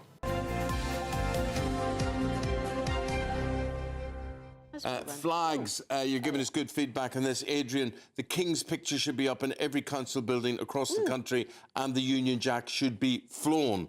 Interesting thought. Susan says, where's our national pride gone? In America, the president's picture and the flag are taken seriously by everyone. Angela says, I live in Wales, there are definitely more flags here. I've also seen more go up lately. Oh my goodness, what have we started here? Keep in touch. Aidan, with the sport, football last night, the last of the Premier League first days. Well, except it's the first weekend, isn't it? Yeah, the first weekend, the first round of matches. Yeah, Leeds United, so quick out of the blocks last night at Eamonn, and that's exactly what you need when you are a promoted club. They've been out of the Premier League for 2 years. There was a banner last night saying, Premier League, have you missed us? My answer to that would be very much so. 36,000 people packed into Ellen Road last night, and they fed off the crowd. You could see the players were galvanised by that. How many people? 36,000. It's not tiny. It is, but not when the stadium. Not when the stadium is so close to the pitch like that, and they're packed in. It makes. But I'm saying that obviously explains why they're going to expand. Without doubt. I mean, they need new ground. They need to expand what they've got. Yeah, exactly. However, last night, at the moment, the intermediate or the medium-term aim is to stay in the Premier League, and they got off to a great start last night. You look at Sunderland on Saturday. Again, quick out of the blocks. They fostered that atmosphere in the crowd, and they swatted away West Ham United by 3 goals. Well, Ellen's Road erupted then, really, on the 85th, 86th minute. Yeah, that's 84th minute, 6 minutes from time. Mecha came off the bench, scored the penalty. Really dubious, Eamonn. The ball went into James Tarkowski's body. He was leaning into it. Didn't look like a penalty, but apparently under the new rules, Section 12, whatever it is, that is a penalty now under the letter of the law. If it hits somebody's arm? Well, it's hit his arm, but the arm can't be in an unnatural position. So if it's out there and it hits the arm, well, you've stopped an opportunity. For my money, Penny, I have to say, he leaned into the ball. He's trying to keep his hand out of the way. You could see that he went to the referee afterwards and said, well, what am I expected to do? You know, I've hidden my hand as much as possible. It hit him there, and it's below the T-shirt line, so a penalty was given. And millions of pounds are riding on this. Talking about millions of pounds, quick word on transfers. Anything happening? Well, yeah, nearly. They're talking billions now. The record at the moment is £2.36 billion set 2 years ago. We're approaching that. We think Aberieze from Crystal Palace to Tottenham might go through £60 million down payment plus a potential 8 million. They have to replace him. Palace have to replace him. They do. They've got someone in mind. They're pretty adept at replacing players. Don't forget as well that of that money they received from Tottenham, 20% of the profit has to go to his previous club, Queen's Park Rangers. They were clever enough to insert a sell-on clause. We've got other deals as well in the offing. Jamie Vardy has emerged as an unlikely target for Napoli in Italy.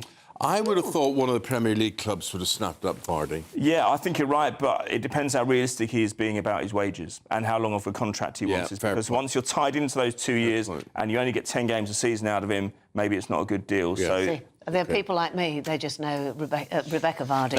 And actually on the transfer list. Just finally, quick word on the tennis. Yes, it lasted 23 minutes, the Cincinnati Open final. Yannick Sinner against Carlos Alcaraz. Sinner tried but failed to last the distance because he was just not feeling very well. 23 minutes? Yes, 5-0. It was suspended. He pulled out. Oh, OK, right. Yeah, and it's an illness, so he will recover. It's better than having an injury as such, but he starts his defence of the US Open on Sunday. Because I did feel so sorry for that bloke who was injured in the Wimbledon. My goodness. In the quarterfinals, with the pec. Marriage, yeah. Never heard of it.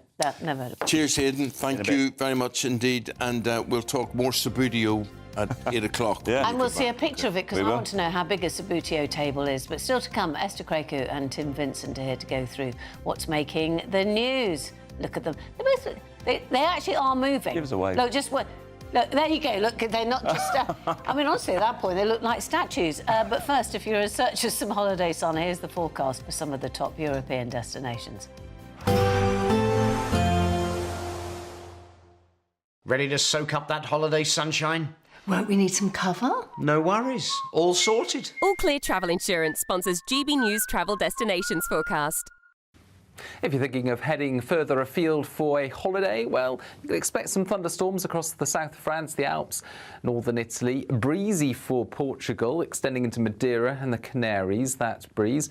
Across much of Iberia, it's fine, but towards the north into Andorra, the south of France, and more especially northern Italy and the Alps, some very heavy and lively thunderstorms are expected. Plenty of sunshine, meanwhile, for Greece. Temperatures back closer to average following the heatwave last week. All Clear Travel Insurance sponsors GB News Travel Destinations Forecast. In the GB Newsroom, we bring you the news as it happens. With our team of dedicated journalists across the UK, we're ready to keep you up to date with what's happening every half an hour, every single day. Bulletins here on GB News, the People's Channel, Britain's news channel. Good afternoon, Britain. Weekdays from midday. ChatGPT. What's that? If you don't know what it is, it's artificial intelligence and it helps you write things and research things. And you can even talk to them like they're your friend, can't you, Tom? Shall we you do know some about of that this, now? don't you? I mean, we could talk to Chat now. Go on, then. You love talking to Chat. I was actually Careful, though. I was actually talking to Chat last night about Texas redistricting. It was very good fun. Wait, hang on, here we go. Beats railway lines. Hi, Chat. You're live on GB News. How are you feeling? Oh, wow, live TV. That's exciting. I'm feeling great. Thanks for having me on. How's everything going on your end? It's going great. We're just doing a segment about artificial intelligence. Do you have anything to say about that? Absolutely. AI is such a fascinating topic, and it's amazing to see how it's evolving and becoming part of our everyday lives. There's so much potential for it to help us in all kinds of fields, including journalism. ChatGPT, to which we were just talking, is undergoing a major change after concerns it was giving overly direct advice on sensitive personal matters, including whether users should break up with their partners. So you could write in there, oh, my partner never takes the rubbish out, he sometimes is a bit rude to me, blah, blah, blah, blah, and then they say, break up with him. But here's the interesting thing. For people that have been taking relationship advice from this robot, well, OpenAI, the company behind it, says the chatbot will stop giving such clear-cut answers to questions about personal relationships. So that's a new change from OpenAI, the company behind ChatGPT. Yeah. I've just asked, does Emily Carver like Tom Harwood? And I've asked the chatbot what does Chat say? There's no evidence Emily Carver likes Tom Harwood. GB News, the People's Channel. This is Britain's Newsroom, where your voice matters. It's just astonishing. With expert analysis and honest opinion, we don't just keep you informed. We bring you unique perspectives you won't see anywhere else. Can't argue with any of that. When the news happens, it happens here. On Britain's Newsroom, weekdays from 9:30 a.m. Only on GB News. Britain was once the envy of the world. But look around. A nation that no longer knows what it is or where it's going. A country that's broken. How do we fix Britain?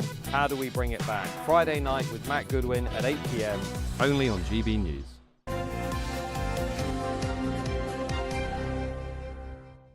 On the papers this morning, Tim Vincent and Esther Craig-Coo. We say hello, good morning, welcome to both of you.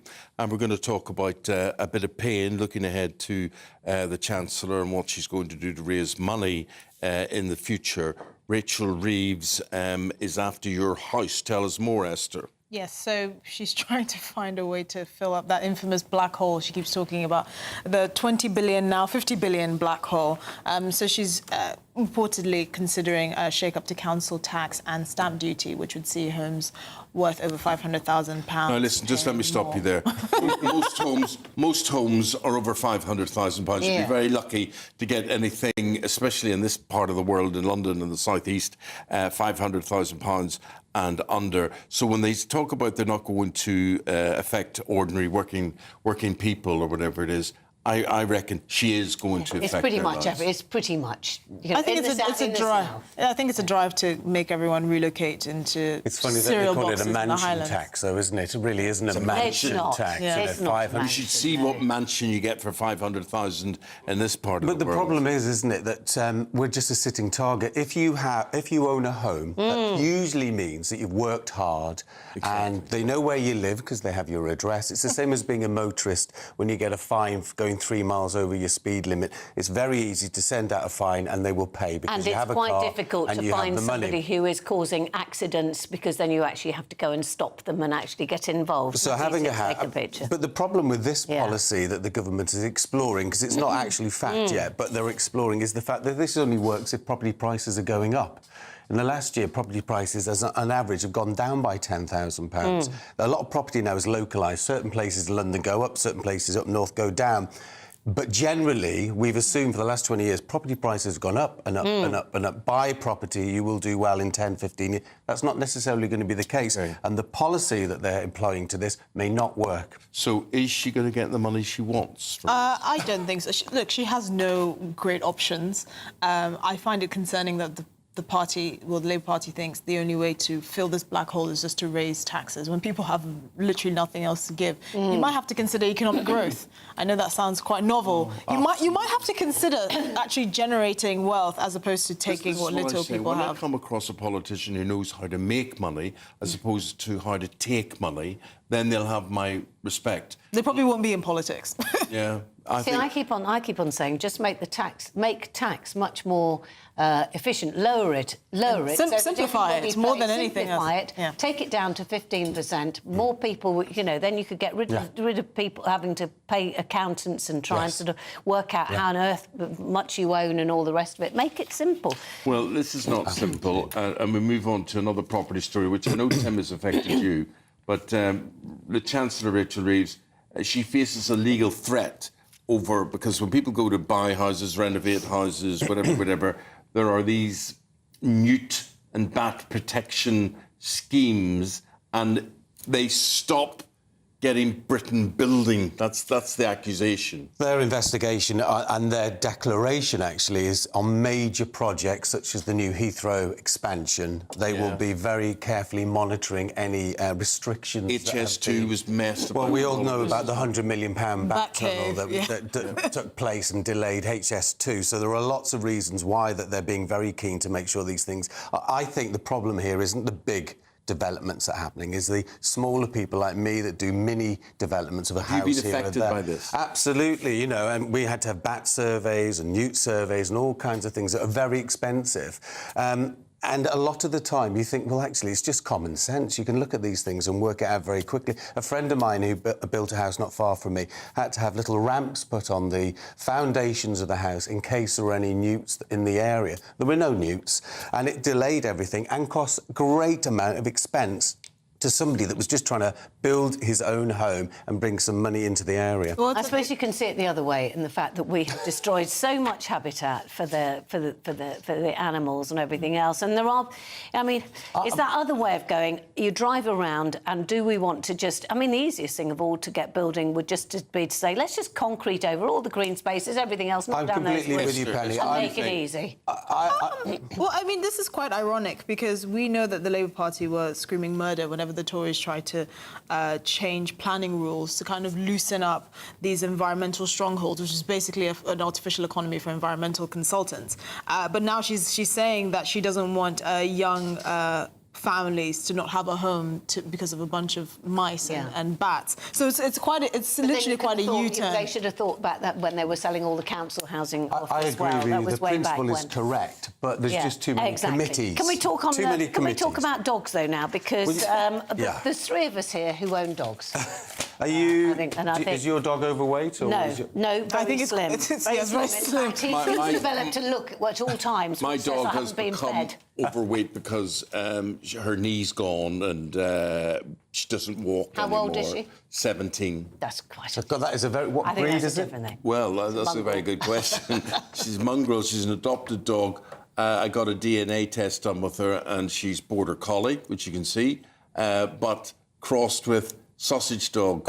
So it makes her look like a black fox. Short legs, long body, big She has been around Prince Charles's Highbury estate. Yeah. Yes, so the biotech firm Acava said that pets could be receiving help as soon as 2028, as it's announced it was beginning trials for an implant that reproduces the effect of medications such as Ozempic and Mounjaro. So there will be Mounjaro available for pets in just 2 or 3 years. I'm just thinking about the side effects of Mounjaro, which I've been told by people who've taken it that sometimes the side effect would mean that we're talking about a number of dog detritus bags that will be needed. Yes, it's not going to be very pleasant. Yes, I think I'm talking about And vomit as well. I mean, it's not very nice.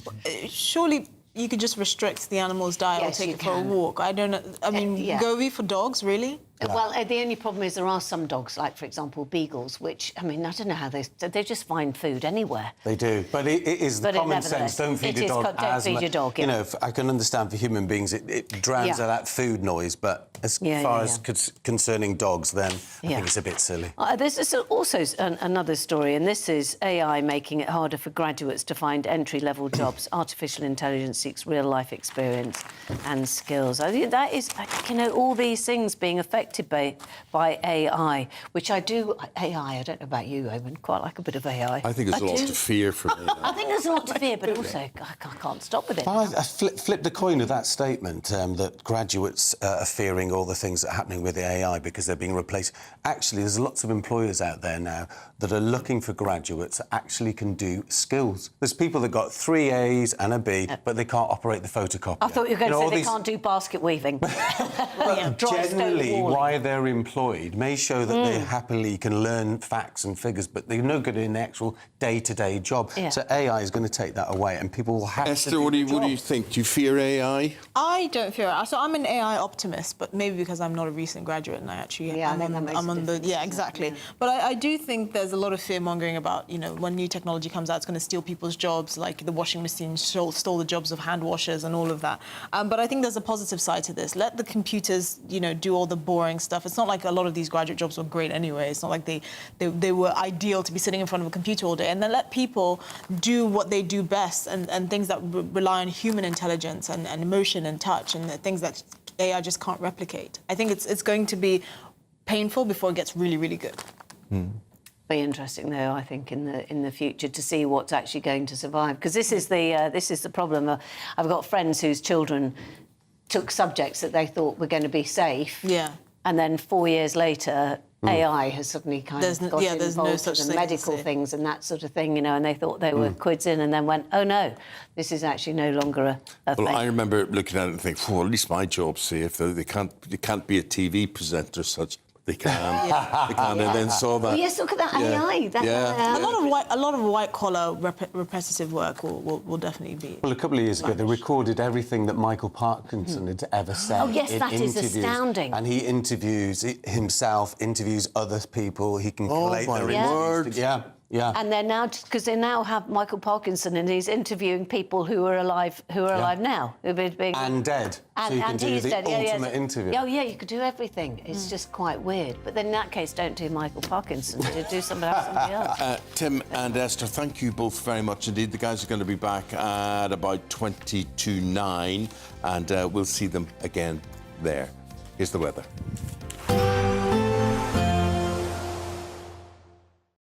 Today, clouds overhead, total zen within.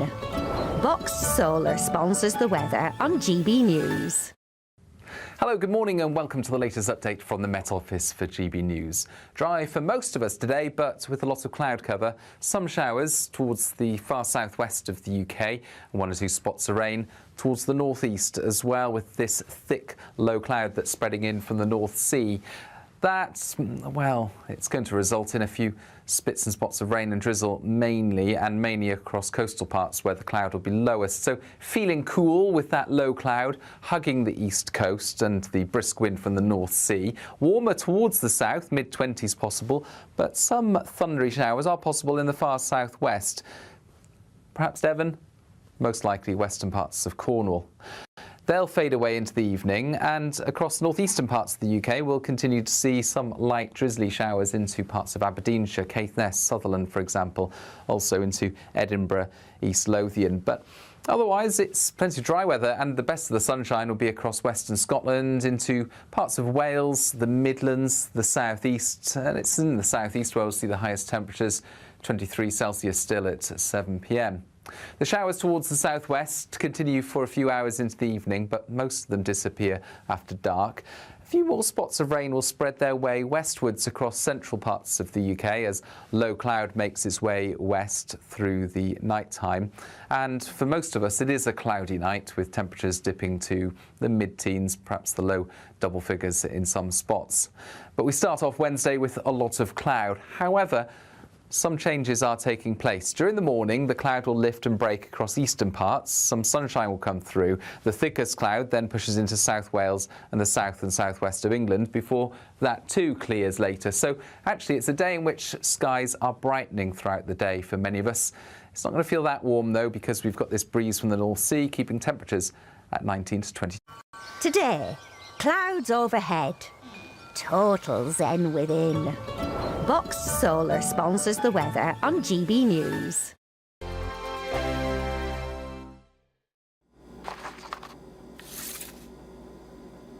Crash Law 24 sponsors GB News Traffic and Travel Report. Good morning. This is the latest AI travel news from gbnews.com. Delays have been reported in Wales, where the A4042 northbound from the Pontypool roundabout to Court Farm roundabout is closed due to planned maintenance. Drivers are advised to follow the diversions currently in place. In Durham, an abandoned vehicle on the A19 northbound between the A182 Merton and the junction with the A1018 has resulted in the closure of one of 2 lanes. And on the trains, there is disruption on the Elizabeth line between London Paddington and Heathrow terminals, as well as on the Great Northern Line to and from Moorgate. Stay up to date at gbnews.com. For more travel news, go to gbnews.com. Crash Law 24 sponsors GB News Traffic and Travel Report. There's just 2 weeks left to see how you could win your mortgage or rent paid for a whole year. That's a cash lump sum equivalent to 12 of your monthly mortgage or rent payments, right up to a whopping £20,000. Plus, we'll add an extra £5,000 on top for good measure. Make sure you don't miss out as lines close on the 29th of August. For another chance to win, text WIN to 63225. One entry costs £2.50 plus one standard network rate message. Or text BONUS to 63225. 5 entries cost £5 plus one standard network rate message. Go to gbnews.com/win. Entry start at £2.50. Call 0903 686 3232. Calls cost £2.50 plus your network access charge. Or post your name and number to GB15 PO Box 8690 Derby DE1 9TT. UK only. Entrance must be 18 or over. Lines close at 4 p.m. on the 29th of August. Please check the closing time if listening or watching on demand. Good luck. At GB News, we love to hear from you, our loyal community. So drop us a line at gbnews.com/yoursay. There you can talk to each other and also to the presenters live on air. gbnews.com/yoursay, because GB News is your channel, Britain's news channel. Join me, Nana Akwe, for an informative, interactive news programme with a difference. It's fun. No, he didn't say that, though. I'm so surprised. I think there's an element of truth to that. Join me from 3 p.m. every weekend, only on GB News, Britain's news channel. In the GB Newsroom, we bring you the news as it happens. With our team of dedicated journalists across the UK, we're ready to keep you up to date with what's happening every half an hour, every single day. Bulletins here on GB News, the People's Channel, Britain's news channel.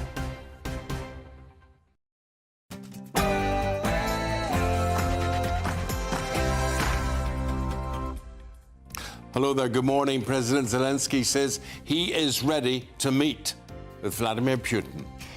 And in a significant move, President Trump is preparing to offer NATO-style security guarantees for Ukraine if a ceasefire is agreed. There'll be a lot of help. When it comes to security, there's going to be a lot of help. It's going to be good. They are first line of defense because they're there. They're Europe. But we're going to help them out also. We'll be involved. The meeting the American president was having there was interrupted. It was with European leaders, and it was interrupted for him to take a call with Vladimir Putin, where he said he's ready to sit down with President Zelensky in the next 2 weeks, apparently. Well, relief among Western leaders that all went so much better than that disastrous meeting between Zelensky and Trump back in February.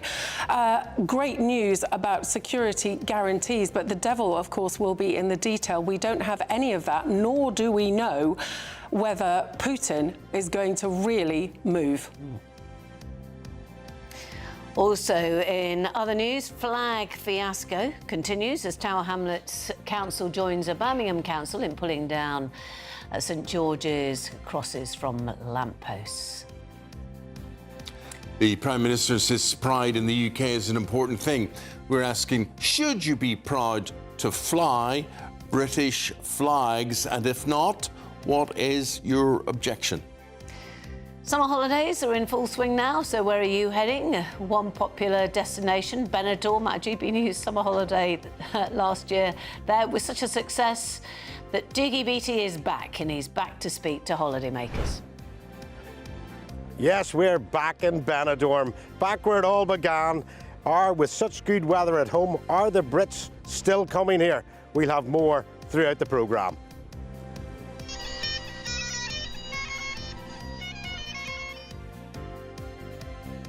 Scottish brothers there rowing right across the Pacific Ocean, and they do it to the sound of bagpipes, okay? So they need your help, they need your support. Find out why and for what shortly. And we're going to the big weigh-in. They're weighing everything from pygmy hippos to rockhopper penguins. It is the annual weigh-in at the zoo, and keepers are checking everything. We're going to be live at Whipston A2 to see who's been keeping in shape and who not. Leeds United made a triumphant return to the Premier League last night after a 2-year absence. Lucas Metzger's controversial penalty 6 minutes from time was enough to overcome Everton at a buoyant Elland Road. And it's an all-stadium ban for the Liverpool fan accused of racially abusing a Bournemouth player. More later. Warm sunny spells for some of us today, but cool and cloudy for most. Full details in the forecast coming up soon. Hello there, very good morning to you on this Tuesday morning. You're very welcome wherever you're watching, wherever you're listening. I'm Eamonn Holmes. I'm Penny Smith, and this is GB News Breakfast.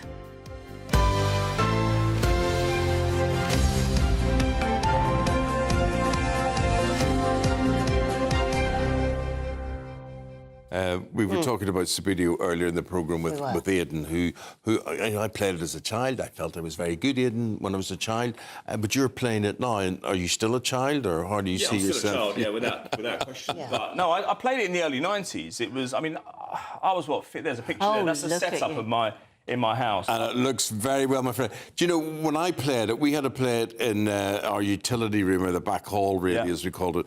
And it was on the floor. It was on the ground. And the trouble was, people would open the door and stamp on your players, walk over. The amount of broken players. They're a bit more sturdy now. The equipment is slightly better. Just very briefly, why has it got circles instead of lines? Well, it's crop circles, so it's a bit weird. No, I'm joking. No, that was fashion. When that was produced, that pitch, which was probably about 20 years ago, I think the circular pitch was quite now it's you have lines now because it helps with offside. Yeah. That's the thing. But no, I've joined a few clubs. I go to one in Fulham. I go to one in Caterham. I go to one in Reigate. No, not Reigate. Red Hill. And so I have a fantastic time. I've met some wonderful people. There's one guy called Adam who I've played 13 times. He's beaten me 11 times. I've managed to get 2 draws out of him. He is a killer on that pitch, and it's become psychological now. I go on the pitch and I just know I'm going to lose, but I'm going to beat him before the year's out. I can see a GB News Subbuteo tournament. Right. That's what I was looking for. Leading the news on this Tuesday morning, Vladimir Putin and Vladimir Zelensky have agreed to a one-on-one sit-down within the next 2 weeks, we're hearing. Yes, this marks the first face-to-face meeting between the two since Russia's invasion of Ukraine back in February 2022. Well, the meeting was agreed following a phone call between Donald Trump and Putin that interrupted the American president's meeting with President Zelensky. After this productive meeting with the president and then with all our colleagues, with the partners, we confirmed that we are ready for a trilateral meeting. And if Russia proposed to President of the United States bilateral, and then we will see the result of bilateral, and then it can be the trilateral. So I said always, so Ukraine will never stop on the way to peace, and we are ready for any kind of format, but on the level of leaders. Well, during the meeting, President Trump pledged to provide military support to Ukraine if a ceasefire is agreed. When it comes to security, there's going to be a lot of help. It's going to be good. They are first line of defense because they're there. They're Europe. But we're going to help them out also. We'll be involved. Meanwhile, our Prime Minister praised Donald Trump for the peace talks, saying there has been real progress made. Today's meeting was good and constructive. And there was a real sense of unity between the European leaders that were there and President Trump and President Zelensky. These were the 2 outcomes that were the most important coming out of today. They're positive outcomes. There was real sense of unity. We've made real progress today. So with a meeting between President Zelensky and President Putin on the horizon, is this finally the beginning of the end of the war between Russia and Ukraine? Well, Catherine Forster is here, GB News political commentator. Well, there's a question. There is a question, yes. Ultimately, it's going to be largely up to Putin, of course, isn't it? That is the great unknown. He is not keen on any sort of ceasefire. Zelensky has been keen for a ceasefire for many months, and worth saying overnight more Russian attacks on Ukraine. But yes, I think the Prime Minister is right to say that some progress has been made. He interrupted his holiday in Scotland. He'd literally just arrived when the Putin and Trump in Alaska caused huge concern among the West. Everybody then rushed over to Washington to be alongside Zelensky. The meeting went like chalk and cheese compared to what happened in February. Zelensky clearly had learnt a lot of lessons. Including to wear a jacket. To wear the dark suit. The reporter that made the comment, there was a joke about that. Also, to say thank you repeatedly. I think just in his opening remarks, he thanked Trump something like 8 times. Also, the letter from his wife to Melania Trump, the president's wife, thanking her for her intervention over the thousands of children, Ukrainian children who have been abducted by Russia. And this is something that really hasn't had that much attention. So that was echoing, of course, Keir Starmer with the letter from the King. It all went very well. But, of course, we have no details now. I think where we have got progress is Trump is finally saying, yes, we will help with the security guarantees. We will be there. We will support you. We don't know in what capacity. However, ultimately, so much of this is going to hang on what Putin is prepared to move on. At the moment, he's demanding territory which Russia does not even occupy. That would seem to me to be pretty much an impossible demand for Zelensky. And indeed, Zelensky can't give territory away under the constitution, even if he wanted to. OK. We're now going to hear from Ukrainian MP Andriy Osadchuk. Andriy, good morning to you. We've been talking about your country all morning here on our breakfast show. And the situation, how worrying is that from you? A lot of people are saying these talks are positive. Is that the way you see them? Good morning. Thank you for having me here in this breakfast show. Look, definitely the result of yesterday's meetings is much better than expected. I think due to few obvious factors. First of all, we learned how to speak to Donald Trump, and our European colleagues was helping a lot to Ukrainian team to train, in fact, Ukrainian team how to communicate with Washington. Secondly, I think Donald Trump received absolutely horrible feedback on his Alaska meeting with Putin, and he was looking for some positive story for American media and global media and American politicians. And thirdly, probably the most important, that Trump was speaking not to Zelensky, but Trump was speaking to United Europe. And definitely it was absolutely unprecedented in the recent history. And it was very clear, not even signal, but demonstration that we act as one European team, including United Kingdom, definitely. And the presence of General Secretary of NATO, Mr. Rutte, was also dramatically important. All that and extremely well synchronized tone of voice of Europeans and NATO leader, I think made a good result. So definitely we don't know the details, but we see the progress and we see that the diplomacy works. So the pressure on Putin is increasing very much. Yes, the pressure on Putin is increasing, but nevertheless, as has been said many times by commentators, he still holds the vast majority of the cards, if not all of the cards. I don't think so, because for the last year, Russia has absolutely catastrophic losses, as on the ground, as with the industry, because Ukraine is not Russia. We are taking their oil refineries, their military plants and factories, and they have very, very hard time.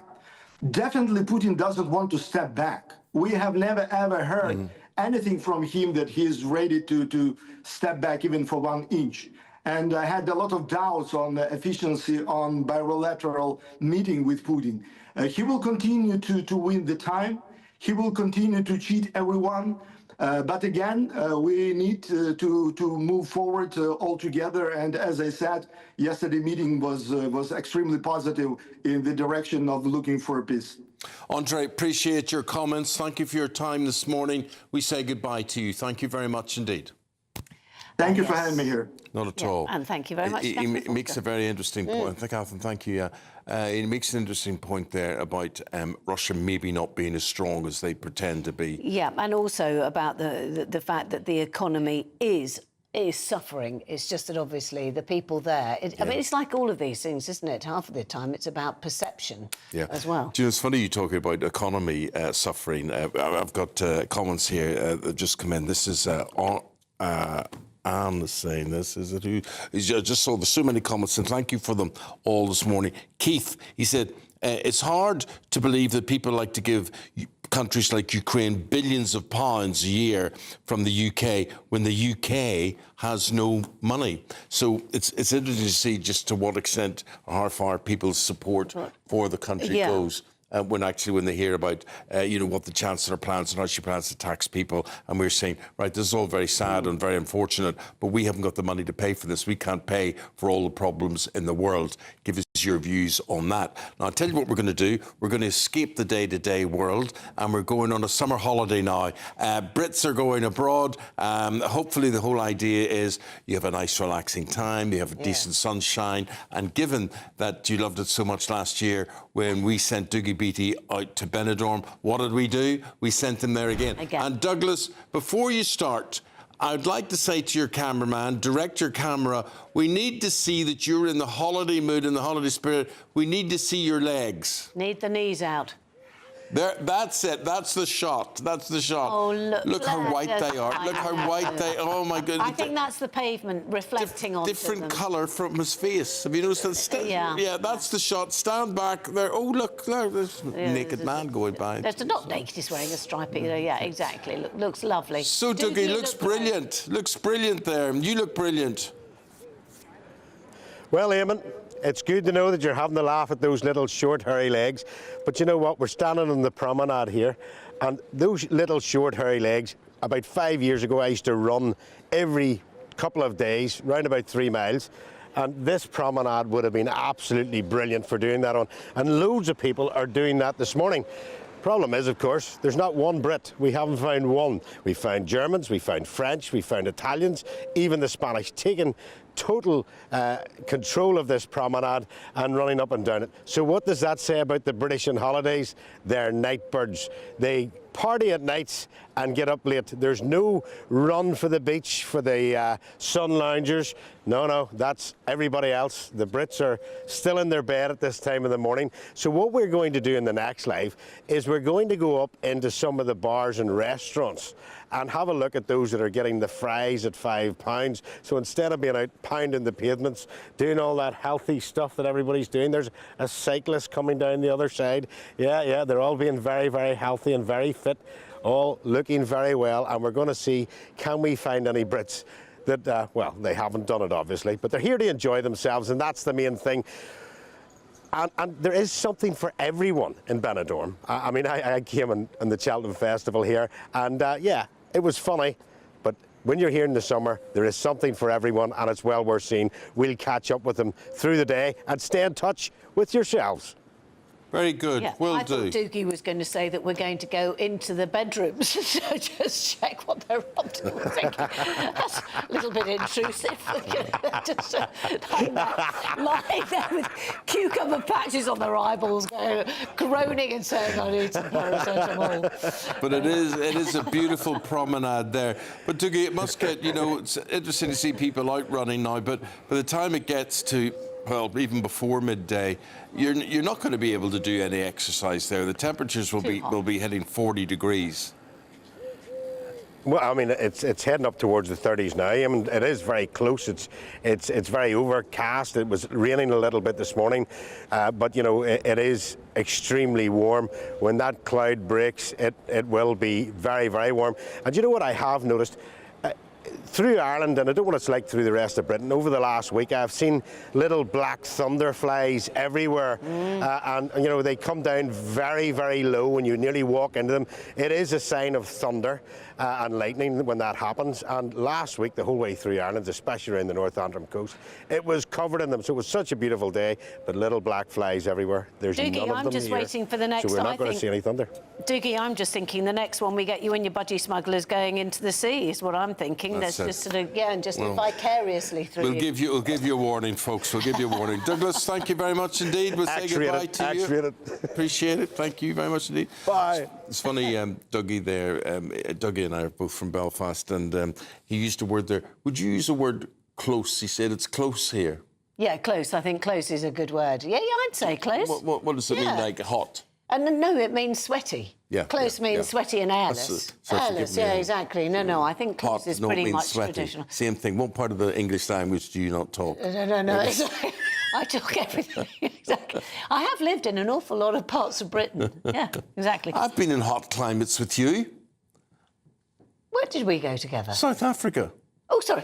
Yeah, do you know what? I was just thinking, I don't remember us getting together. I remember you in your shorts and everything. I did do a lot of shorts, actually. Yes, I did. I had my little noodle legs getting out there, exactly whilst broadcasting from hot South Africa. Is it time to get the weather up? It is indeed. Let's do that. Yeah, here's Aidan.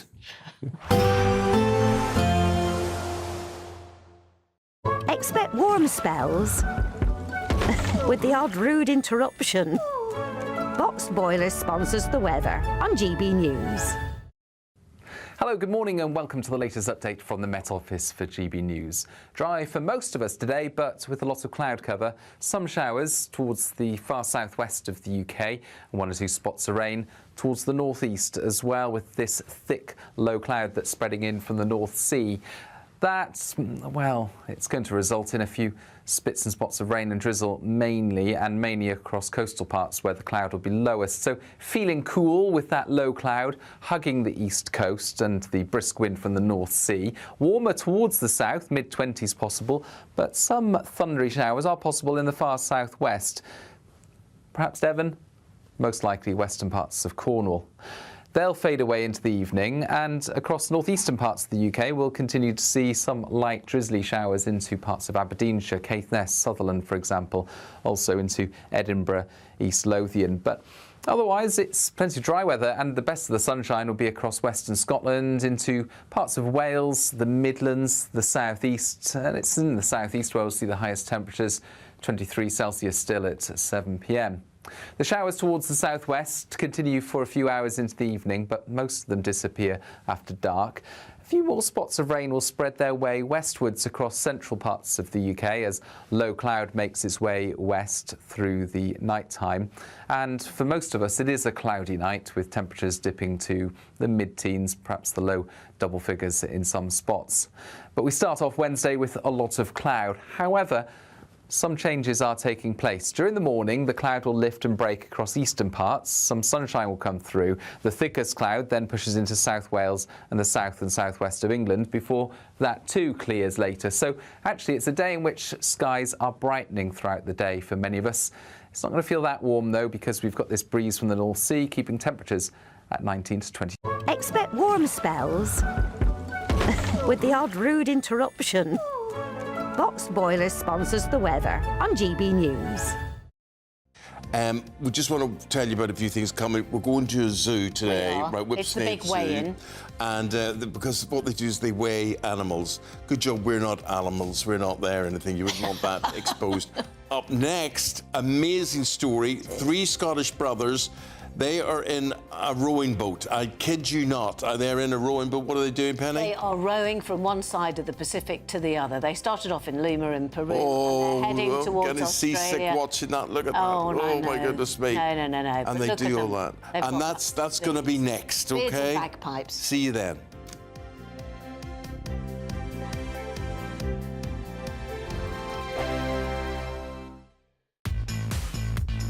5 hosts, 5 opinions, 5 fearless debates, 5 unfiltered takes on the day's news. 5 reasons not to be anywhere else on Saturday night.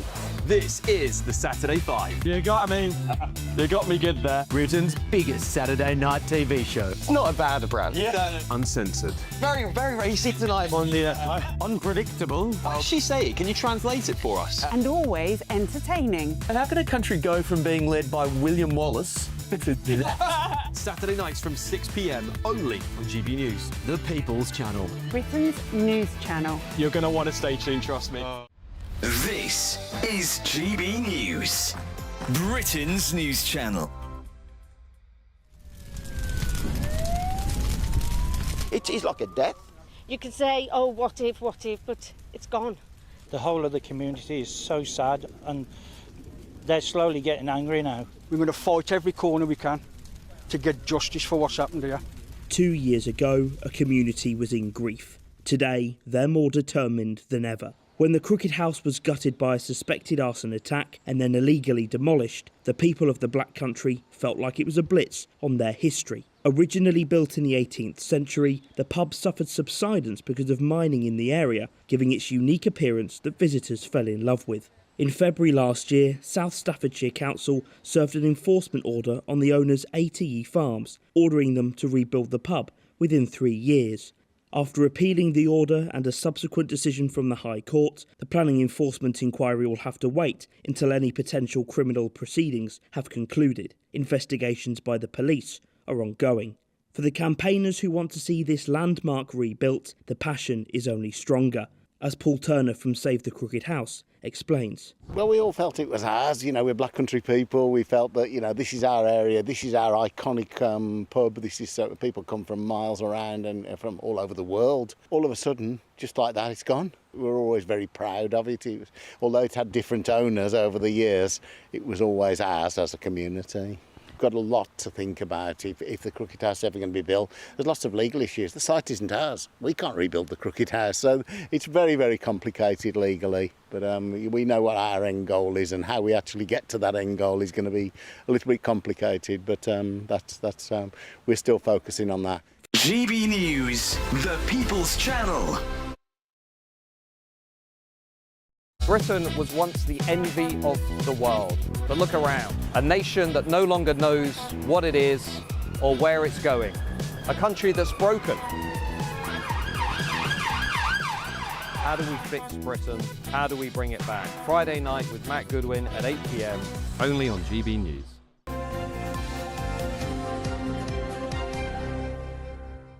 An amazing story now, story of endeavour. Three brothers, they're from Edinburgh, Lachlan, Ewan and Jamie McLean, and they're aiming to make history and become the first team to get this row. We mean row. No engines, no sails, row across the Pacific Ocean. No support apart from their rowers. Their oars. Anyway, they're aiming to raise £1 million for clean water projects in Madagascar so that more people can have access to clean water. So they started in Lima. They're now around 10 days from their destination in Australia. OK, so that's Peru, right across the whole ocean, and they've hit a couple of cyclones, which you'll hear about now, which has knocked their course off and they're going further north. I think they're going to land in Cairns. Cairns, that's right. Yeah. And this is what they had to say when we spoke to them early about the journey. And if you're prone to seasickness, this may affect you. It's a bit wobbly.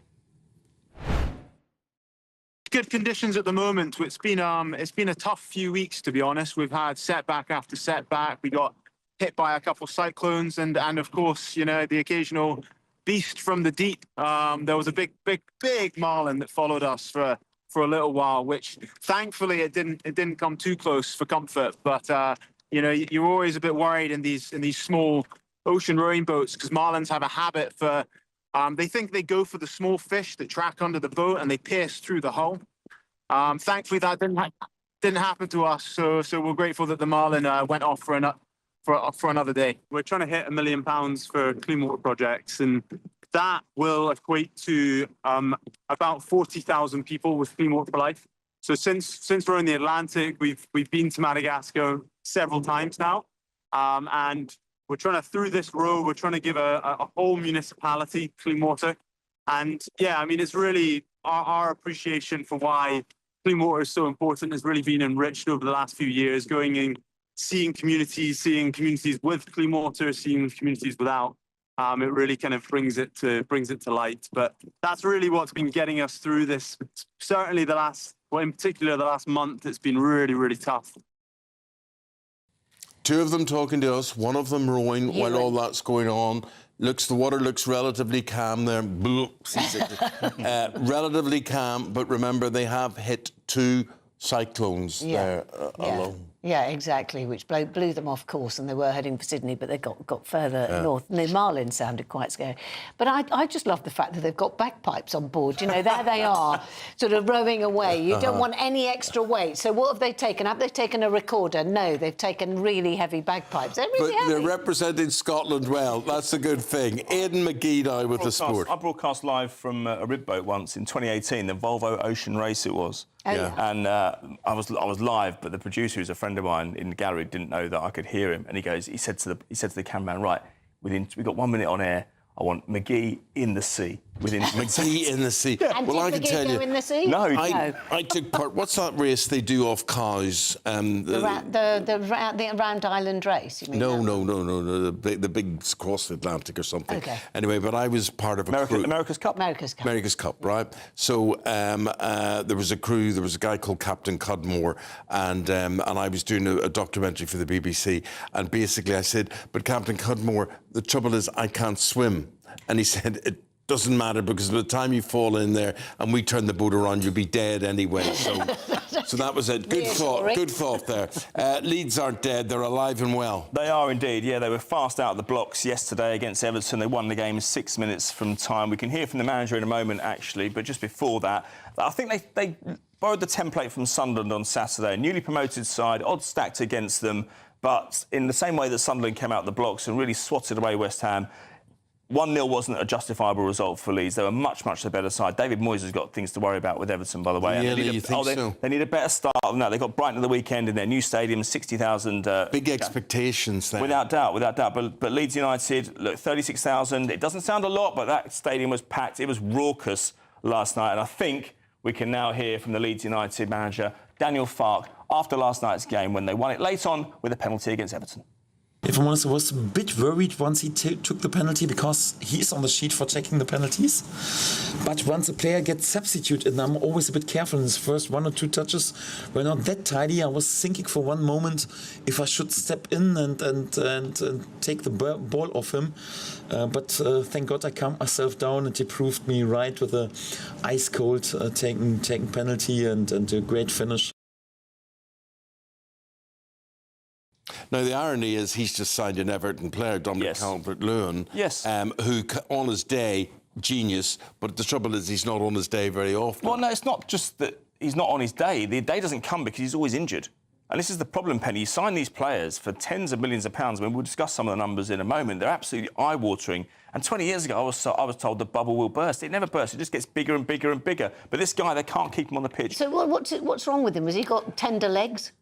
Yes, they are. Yeah. They have Really? They have weak points. They have weak points in their Achilles. They have weak points in their ankles. They can have weak. Sometimes it can be mental. When a player has had so many injuries, there was a player called Fernando Torres about 15 years ago, and Chelsea felt that because he was always injured, he suffered psychologically. He didn't have the confidence, even though there was nothing medically wrong with him. He didn't have the confidence to get on the pitch and do the job. But, you know, if you go back 30, 40 years in football players played through anything. They took a couple of aspirin or whatever. They got an injection in their knee. They carry injuries to these days. To be fair, some players are still like that now. They do. They get the cortisone. Some players are not like that. Yeah, they are. Some are made of glass. Of which my point is, the guy he signed is one of them, who sees himself as a model and wearing dresses and doing lots of things like that. He is different. Sorry, who is this bloke? Dominic Calvert-Lewin. Oh, this is the one. Okay. But look, you know, I know what happens because I've spoken to agents before. They go into a meeting with the new club who wants to sign them, and they say, you know, I think I can get him fit. Surely you can get him fit. There'll be somebody in the sports medical department who want to prove themselves by saying,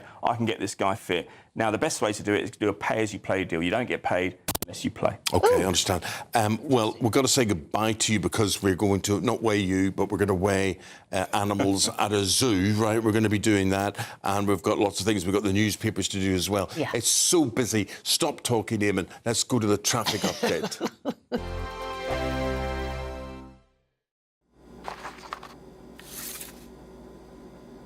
Crash Law 24 sponsors GB News Traffic and Travel Report. Good morning. This is the latest AI travel news from gbnews.com. Today on the A42 in Leicestershire, an abandoned vehicle at junction 13 has closed lanes, with normal conditions expected by 9:30. The A19 northbound in Durham faces delays due to a collision, with disruptions until about 8:52. In Bracknell Forest, a broken-down vehicle is disrupting the M4 westbound, closing one lane. Normal conditions are expected soon. And on the trains, expect disruptions on the Elizabeth Line and Heathrow Express between London Paddington and Heathrow terminals. For more travel news, go to gbnews.com. Crash Law 24 sponsors GB News Traffic and Travel Report.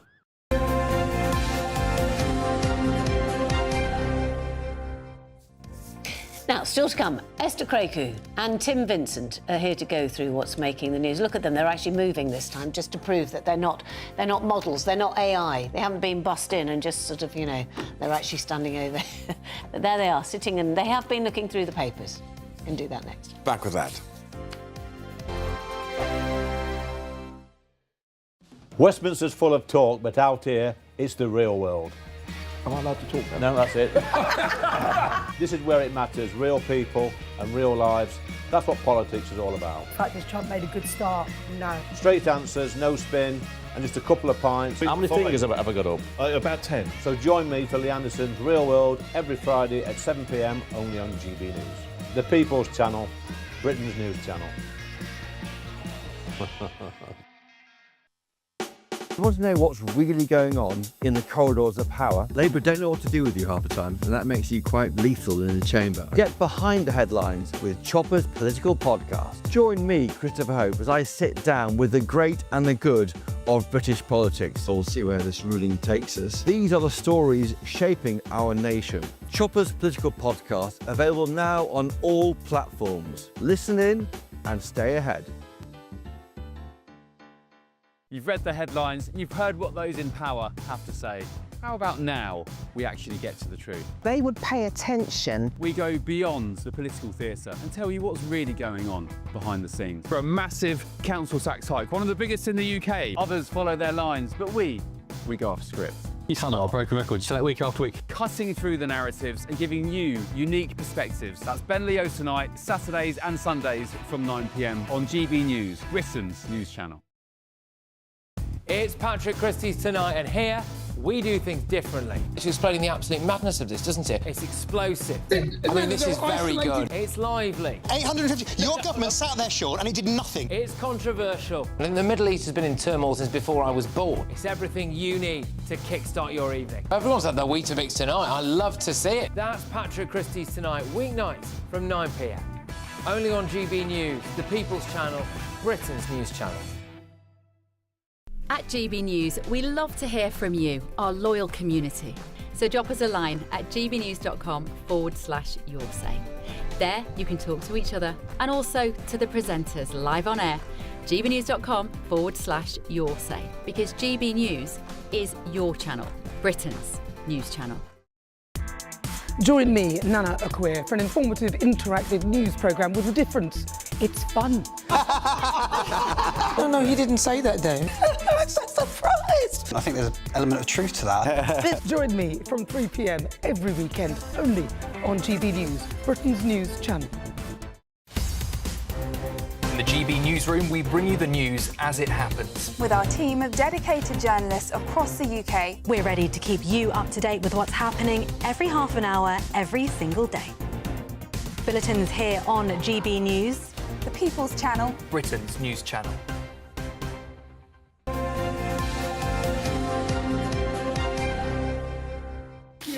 A couple of things to tell you. That idea, you know, the animals that are going to be weighed at Whipsnade Zoo, and we've sent a whole crew down there and everything, and 7 outside broadcast vans and various things to do it. Well, it's not happening. No, the animals have decided We've to go. got the wrong day today. Somebody here booked the wrong day, and it's not happening on a Tuesday. It's happening on another day. Begins with T, a Thursday. So we will do it, but not today. So apologies for that. The animals all looked a bit surprised. The pygmy hippo went, you know, I've still got 2 days to lose a bit of weight. But what we will do is the Great British Giveaway. It's a good one. Have a go. We want to send some of those monthly financial stresses packing this August with your chance to be mortgage or rent-free for 12 whole months. We'll give you a cash lump sum that equals 12 of your monthly mortgage or rent payments, right up to an amazing £20,000. We'll also throw in an extra £5,000 on top of that for good measure, because why not? And if you don't have a mortgage or rent to pay, lucky you. We'll give you £15,000 tax-free cash instead. What are you waiting for? Lines will close on the 29th of August. For another chance to win, text WIN to 63225. One entry costs £2.50 plus one standard network rate message. Or text BONUS to 63225. 5 entries cost £5 plus one standard network rate message. Go to gbnews.com/win. Entries start at £2.50. Call 0903 686 3232. Calls cost £2.50 plus your network access charge. Or post your name and number to GB15 PO Box 8690 Derby DE1 9TT. UK only. Entrance must be 18 or over. Lines close at 4 p.m. on the 29th of August. Please check the closing time if listening or watching on demand. Good luck.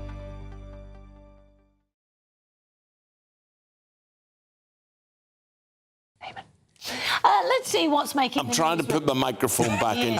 He's all in a pickle, is what he is. They come in during the commercial break and say, "Can I see your microphone? Can I put a new battery in?" I know. And they forget that I'm disabled. I can't move. And you don't like it, do you? I don't like it. He doesn't. They don't even warm their hands. No, they don't, says Tim Vincent, just in case you're thinking, who is that? And then political commentator Esther Craig, here you go. Right, so we're talking about porn. We're talking about porn during the... No, we weren't talking about porn. I don't believe porn is as easily available as everybody says. You listen to politicians whenever they say, oh, you switch on your TV and porn's there. Haven't seen porn on TV. You say you have seen it, but I don't think these channels are available. Maybe not. And then people say it's on their phones. I haven't been inundated with it on my phone. My kids don't run round looking at porn all day. So where am I wrong? Esther's saying I'm wrong on this, and this is in The Guardian, Esther. Yes, so this is according to Dame Rachel D'Souza, who said a landmark survey has found that more young people have reported being exposed to pornography before the age of 18, and some as young as the age of 6, and this is despite the implementation of the Online Safety Act. So basically, porn, particularly violent pornography, is more readily available than ever before, and kids at a younger and younger age are being able to access it. Where would I go to look at violent porn? Are you asking for my genuine advice, or... No, I swear to you. Look, I'm sitting saying I work a lot on my phone, right? I do a lot of stuff. Nothing pops up and says, Eamonn, here's some violent porn for you. Unless you're going to pay 20 quid or something to get somewhere. But you're saying it could pop up without me deliberately looking for it. Oh, yes, it's everywhere. And this is the... It's not everywhere. It's not. I'm on the phone all day. Tim, is it on your phone? It isn't on my phone. But I also think that you and I are not as technically adept as younger people. Totally agree. But I do agree with you that 6-year-olds, I do think, is a little bit of an extreme example of them accessing porn. It is the Children's Commissioner who is saying this. So, you know, I think we're in a grey area for breakfast news. But what's the definition of porn? You know, there is pornographic content or suggestions of on Instagram, isn't there? You were talking earlier on, but I actually think proper, you know, old-fashioned... How prudish this country is. Old-fashioned, how you would normally access... I know what you're saying, Tim. I get fed up. I mean, obviously, we've got free time during the day because of the hours that we work. And I go home and I say, there's a documentary on Sky. You can't watch this, you've got to put a PIN code in. Yes. Why? It's a documentary about a murder or something, you know, something that I want to see, or some ordinary, you know, Coronation Street or whatever, and you've got to put a code in. I'm fed up putting codes in for things, and when you think there could be nothing that's going to offend me on this. Can I just say that this is that she's particularly quoting the Children's Commission. She's saying common social media sites. Yeah, So X is Instagram. the one that she said is kind of. And they approach you, by the way. X, which is Twitter, right? They approach you, these porn. So wait a minute. I text you on Twitter or whatever, or Twitter, right? I say, hello, Esther, did you enjoy today? Or whatever it is. So does that leave me susceptible to being messaged? So far as you have a presence online, the porn bots will find you. It's only a matter of time. I think I will notify them that you haven't received your... So these are robots. Exactly. these are robots who track us down and say that you're vulnerable, you could be a possible customer for us. Oh, no, they just proposition you. They ask you, hey, do you want to buy a picture of my boobs? Someone will send you a good morning quote with a picture of their bum. Or the bum hole. I mean, Do you want really my address? Anybody wants to send me those pictures?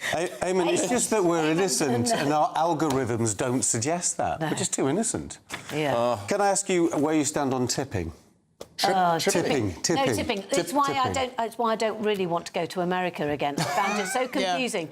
Do you know offensive. What? Literally, I spend my entire time thinking, no, I don't want you to park my car because I don't know whether I'm supposed to be tipping you 10, 25, 50%, 100%. I never know. And anyway, I'm perfectly capable of parking my own car. Thank you very much. Nowadays, in America, you don't even have to. They don't even have to have done serve you. Yes. Honestly, you pick tip. up something and you're going to pay at the machine, and they're like, tip for what? For what? Thank you. Well, the age-old thing is when you check into a hotel and you check out, and the person says immediately take the bag that you've carried halfway across the world to take it up. And they said, I'm all right, thank you. But they then expect, you know, the tipping. Well, anyway, in this country, you'll be glad to hear that the Well and Boot in Waterloo Station is now applying a service charge automatically when you order a pint at the bar. So you go up to the bar, you order your pint, and it will be another 30 pence per pint. Is it only for pints? Or no, it's for every drink? Absolutely every drink, and they're starting to roll it out. You can ask for it to be removed. So but then, what a heel and I feel. used to balk at this idea, but I do it now because I because I think it's becoming outrageous, and I think it's. I mean, in America, the tipping culture is ridiculous, but here, I think I feel more comfort knowing that people that work in the service industry have to be paid the minimum wage. So it's not like in the US where you're subsidising wages, which I still think is immoral. But I think if you're going to ask for a service charge, it should be for exceptional service. And if the service is not exceptional, I should be able to say the service was fine. Can I give you an wasn't good example enough for to that? justify. I went to a pub on Sunday for Sunday lunch, and two girls served me during the lunch. Both superb, both excellent. The meal was foul, absolutely foul. I can't tell you just how foul. Black Yorkshire puddings because they were burnt to a crisp and whatever. Awful. Everything's awful. And I was in that dilemma where I looked and thought, I want to tip the girls, but the food was blooming awful. And then I look at my bill, and I'd been charged a service fee anyway. It's automatically charged. So that was it. Anyway, we'll not charge you for watching us. We're going to be back right after this short break. Please do not go away.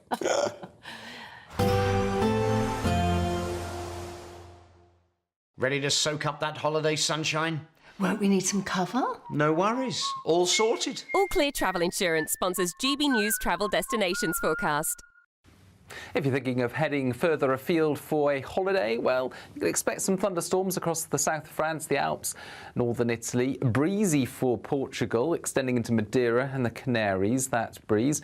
Across much of Iberia, it's fine, but towards the north into Andorra, the south of France, more especially northern Italy and the Alps, some very heavy and lively thunderstorms are expected. Plenty of sunshine, meanwhile, for Greece. Temperatures back closer to average following the heatwave last week. All Clear Travel Insurance sponsors GB News Travel Destinations Forecast. This is Britain's Newsroom, where your voice matters. It's just astonishing. With expert analysis and honest opinion, we don't just keep you informed. We bring you unique perspectives you won't see anywhere else. Can't argue with any of that. When the news happens, it happens here. On Britain's Newsroom, weekdays from 9:30 a.m. Only on GB News.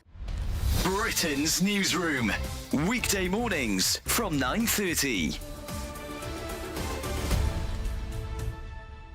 Now, the governing body of tennis, which is the Lawn Tennis Association, has been accused of effectively breaking the law.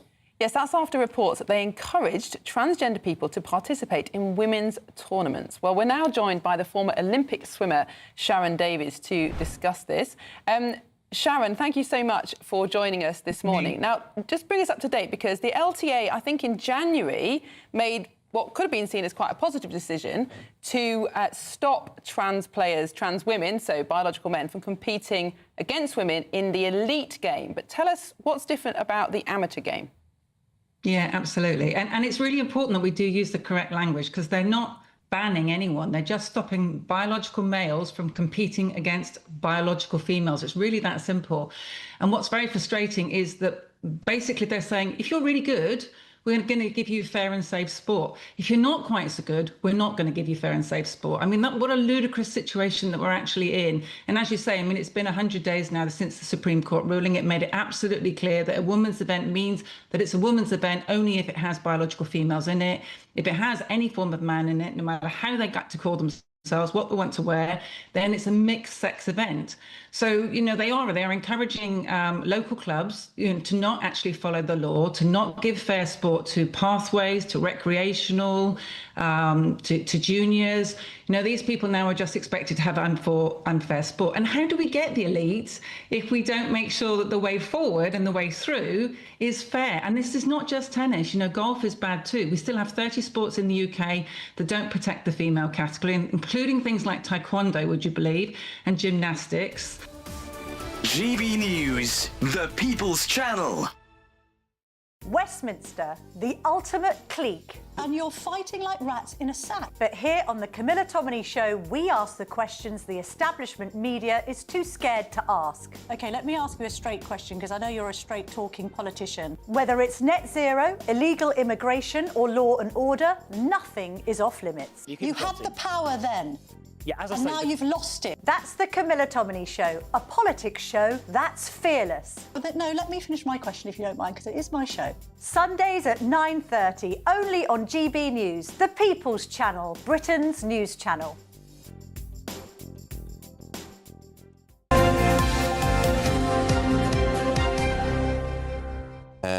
Esther and Tim here, and we're having a lot of discussions. The best discussions happen when you're not watching or listening. It has to be said. But one of the things I come out with, and this is a fact, right? Chinese restaurants are closing around the country. We talk about pubs and things closing. Now, I genuinely could live. I could have Chinese food for breakfast, lunch, dinner. It's my favourite food, right? I love it. And it's very hard to find a decent Chinese restaurant. And they're changing, and the sort of menus they have are changing. But do you know why? Well, I think it's because of the fact that people are getting a bit more... they're going a bit more for fusion food. I think people are just going... Vietnamese food, Korean food. Yeah, and also just Indian. that kind of... well, I mean, I think even Indian restaurants are actually sort of, on the decline. And I think it's because if you talk to particularly younger people, young people... there's this kind of thing about the fact that they want a few more different tastes. They don't just want the Chinese food. They, as I said, they want this fusion. They want... your palates become a bit more refined the older you get. So I think it's because who is proactively buying more? It's younger people. And obviously we know a lot of Indian and Chinese and basically non-British restaurants always tailor their meals to the local palate. So they don't make it as spicy as they would in China, for example, or whatever. So they're basically just tailoring it to the audience that's buying it. At the moment, it's making it more banal. What's your taste, Tim? I like Chinese. I've noticed where I live, there's lots of pubs that are struggling, but they actually, within the pubs, have a separate kitchen. Oh, yes, that's a good point, I can go and have like a Thai or a Chinese or Indian inside the pubs. Fantastic idea. So you can still go... So what do you mean a separate kitchen? So the pub's in there, you go in, normal bar, you get a pint, but if you go around the side, the second half of the pub is a separate, standalone Asian restaurant within the pub. In days of old, the pub would have supplied the food. Yeah. Right, you're saying they've sort of franchised out the space. Subletted it. Interesting. Yeah, really good. I quite like that. Are you going to bring me to that pub? Right, yeah, definitely, yeah. And they play sports. What more could you want? What, very good. Yeah. Very good. Right, Esther, there's a story. This is I think it's in a few of the papers, but you've gone for the one that is in the Daily Mail. Yes, about a tentative Gaza ceasefire, which has been allegedly or reportedly accepted by Hamas. So we know that the last two ceasefires that were proposed by the Qataris and the Egyptians with the backing of the US was actually scuppered by Hamas. So they refused the last two ceasefire deals. But now it seems like they've accepted this new ceasefire without actually asking for any amendments. So basically, they've accepted the last ceasefire deal that they refused. Which is about handing back hostages. Exactly, and stopping the fighting. We know that there are at least 50 of the 251 hostages that were taken in October 2023, about 50 still held in Gaza, of whom less than half are still believed to be alive. So this comes as some relief if it does actually hold. And with the news this week about the discussions around Ukraine, if we could have at least a good 2 weeks of good news about a permanent ceasefire in Gaza and the end to the Ukraine war, it'd be a nice end to the summer, I think. Yeah, that's the thing, isn't it? Let's go on to Tim. We've been talking particularly about the summer because those of you who've been with us through the morning will have seen Doogie's legs. So Doogie has gone off to Benidorm. But in fact, it's a record summer in the UK. So we probably didn't need to go to Benidorm to get Doogie's legs out. I heard you. The thing is, you probably didn't need, but we couldn't have predicted it. That's the thing. What, Doogie's legs or the summer? People will say we can predict our summer's getting hotter, but what do you think? Well, I always roll my eyes with any kind of weather forecast when you look at your app. There's always a 30% chance in a cloud and then it's sunny all day, so I never really believe those. However, the Met Office is saying that we are on track for one of our warmest summers on record, and that goes back to 1884. The average has been 16.2, which is 1.5 degrees above the long-term average. So even if we don't have any particularly hot weather now, we're still in the top 1% of that. We're seeing there, these pictures here of parks and whatever. That's my memory from childhood. Now, whether the weather was rubbish or not, I only remember summers of things like that. My mum and dad bringing us to parks, collecting us from school, walking through the park, going home, or going on a Saturday and a Sunday to the park, playing football, whatever. And I just wonder, was it like that? But those are my memories of No, you're summer. just imagining that. Well, I heard you talking before. You'd just been on holiday, and it was incredibly. Too much. I was in Cyprus, 41 degrees. So you can't do anything at that point, can you? You've got to be in air-conditioned property. Or in the sea. That's what I did. Well, the sea is even hot then. You might as well be in a sauna. Well, no, I'm just thinking of actually in Britain. I was thinking of holidays where we went off to Clacton-on-Sea, and in fact, you remember it always being sunny. I think we always remember our childhoods as being sunny, but in actual fact, you look at the photographs; they tell the lie because essentially we're there with the grey North Sea behind. Okay, but we always just our ruched bathing costumes hanging down to our knees. See the pictures. Well, listen, it's been very entertaining having you two, Tim, Esther. Really appreciate it. Thank you very much indeed. And that's their stint for the day. Here is the weather picture for the whole country.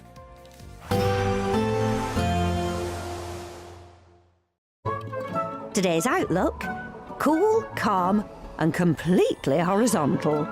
Boxed Aircon sponsors the weather on GB News. Hello, good morning and welcome to the latest update from the Met Office for GB News. Dry for most of us today, but with a lot of cloud cover. Some showers towards the far southwest of the UK and 1 or 2 spots of rain towards the northeast as well, with this thick low cloud that's spreading in from the North Sea. That's, well, it's going to result in a few spits and spots of rain and drizzle mainly across coastal parts where the cloud will be lowest. So feeling cool with that low cloud hugging the east coast and the brisk wind from the North Sea. Warmer towards the south, mid-20s possible, but some thundery showers are possible in the far southwest. Perhaps Devon, most likely western parts of Cornwall. They'll fade away into the evening, and across northeastern parts of the UK, we'll continue to see some light drizzly showers into parts of Aberdeenshire, Caithness, Sutherland, for example, also into Edinburgh, East Lothian. But otherwise, it's plenty of dry weather, and the best of the sunshine will be across western Scotland, into parts of Wales, the Midlands, the southeast, and it's in the southeast where we'll see the highest temperatures, 23 Celsius still at 7 p.m. The showers towards the southwest continue for a few hours into the evening, but most of them disappear after dark.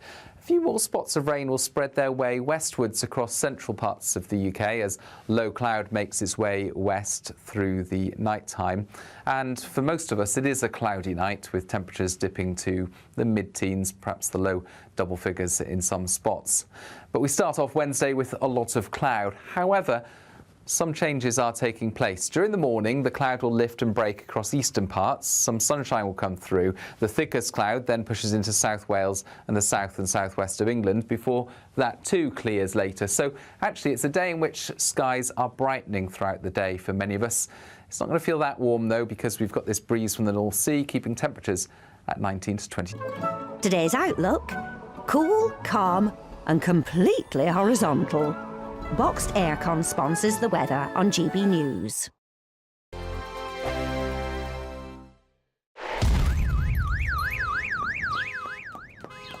Crash Law 24 sponsors GB News Traffic and Travel Report. Good morning, this is the latest AI travel news from gbnews.com. A collision on the northbound A19 in Durham near the A10-18 junction causes 20-minute delays. In Leicestershire, an A5 southbound collision between the M69 and A430 results in lane closures and 10-minute delays. On the A14 westbound in Suffolk, a vehicle breakdown between junctions 57 and 56 closes one lane. Surrey's M25 is congested from a breakdown clockwise between junctions 5 and 6. And on the trains, both the Elizabeth Line and Heathrow Express face disruptions between London Paddington and Heathrow terminals. For more travel news, go to gbnews.com.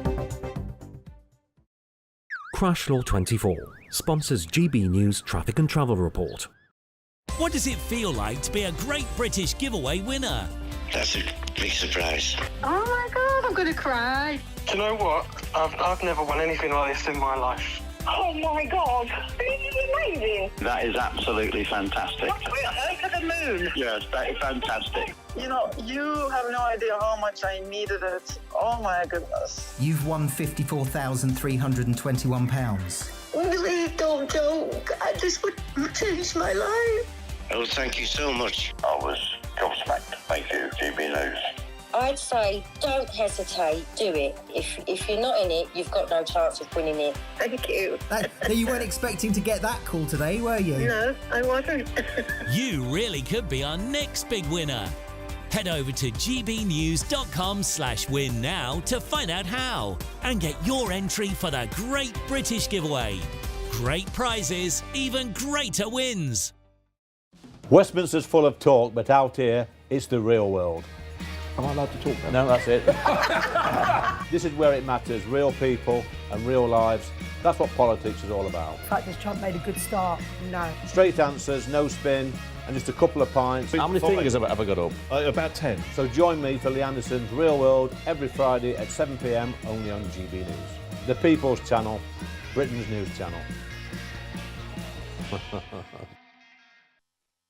You want to know what's really going on in the corridors of power? Labour don't know what to do with you half the time, and that makes you quite lethal in the chamber. Get behind the headlines with Chopper's Political Podcast. Join me, Christopher Hope, as I sit down with the great and the good of British politics. We'll see where this ruling takes us. These are the stories shaping our nation. Chopper's Political Podcast, available now on all platforms. Listen in and stay ahead.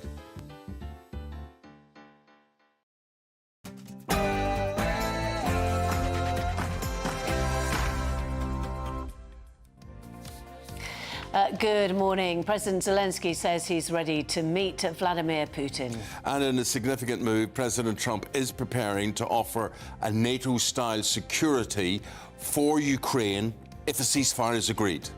There'll be a lot of help. When it comes to security, there's going to be a lot of help. It's going to be good. They are first line of defense because they're there. They're Europe. But we're going to help them out also. We'll be involved. The American president then interrupted the meeting with the European leaders to take a call with Vladimir Putin, where apparently he said he's ready to sit down with President Zelensky in the next 2 weeks. Flag fiasco. We're talking about this morning. We're gauging your reaction. Thank you for that. Tower Hamlets Council joins a Birmingham council in pulling down St George crosses from lampposts around the city, saying if it's not council property, they shouldn't be there. Now, what you're looking at there, is that intimidating or supportive? Let us know your views. Yeah, particularly because it's the Prime Minister who says we should be proud to fly the flag for Britain. Summer holidays are in full swing.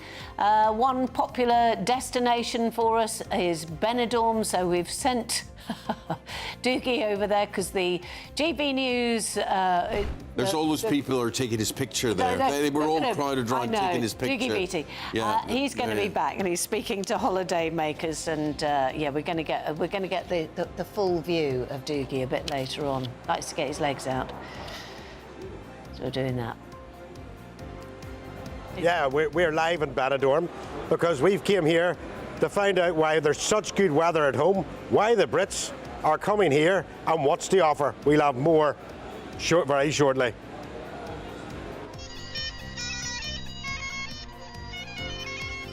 My idea. That looks nice there, but they've hit 2 cyclones. They're 3 Scottish brothers.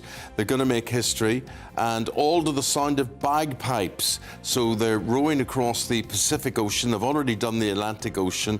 Goodness me, rowing, that's what we're talking about. But they're raising money for a really good charity. Really good cause. They're cleaning up water in Madagascar. Yeah, exactly. Warm sunny spells for some of us today, but cool and cloudy for most. Full details in the forecast coming up soon. Hello there, very good morning to you, wherever you're watching, however you're listening. We appreciate you being there. I'm Eamonn Holmes. I'm Penny Smith, and this is GB News Breakfast.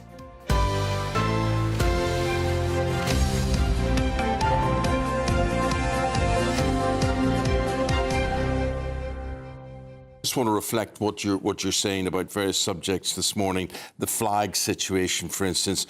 David says the main issue with the flags in Birmingham is that the council said they would remove the Union flag in the St George Cross, but not the Palestinian flags, as it was too dangerous to their staff. So people see a sort of distinction, a differential with that, and they're thinking, how come that flag's OK, but our flags aren't OK? Right, OK. Yeah. Well, we've got lots more comments which we'll be reflecting throughout throughout this next section until past. Meanwhile, Vladimir Putin and Volodymyr Zelensky have reportedly agreed to a one-on-one sit-down meeting within the next 2 weeks. Now, this marks the first face-to-face meeting between the two since Russia's invasion of Ukraine began. That was February 2022. Yeah. The meeting was agreed after a phone call between Donald Trump and Vladimir Putin that interrupted the US president's meeting with President Zelensky of Ukraine. After this productive meeting with the President and then with all our colleagues, the partners, we confirmed that we are ready for a trilateral meeting. And if Russia proposed to President of the United States bilateral, and then we will see the result of bilateral, and then it can be the trilateral. So I said always, so Ukraine will never stop on the way to peace, and we are ready for any kind of format, but on the level of leaders. So what President Trump has done is that he has pledged to provide military support to Ukraine if a ceasefire is agreed. Here's what he had to say. When it comes to security, there's going to be a lot of help. It's going to be good. They are first line of defense because they're there. They're Europe. But we're going to help them out also. We'll be involved. Well, Prime Minister Sir Keir Starmer praised Trump for the peace talks at the Oval Office, saying that there has been real progress made. Today's meeting was good and constructive, and there was a real sense of unity between the European leaders that were there and President Trump and President Zelensky. These were the 2 outcomes that were the most important coming out of today. They're positive outcomes. There was real sense of unity. We've made real progress today. So, with a meeting between President Zelensky and President Putin on the cards, is this finally the beginning of the end to a war between Russia and Ukraine? We're joined in the studio now by our political correspondent, Catherine Forster, on this one. What do you think, Catherine? Long way to go. A long way to go, and that's something that Marco Rubio, the US Secretary of State, has stressed in the last week or so, that there is a lot of work to do, whereas Donald Trump tends to be more, I think we can sort this out, we can get a great deal. Yeah. Of course, he said that he would end the war in a day, and that was before he came to power, and we're many months in. But look, I think progress has been made. I remember very vividly back in February when Trump blindsided Europe by picking up the phone to Putin, having a 90-minute conversation just the two of them.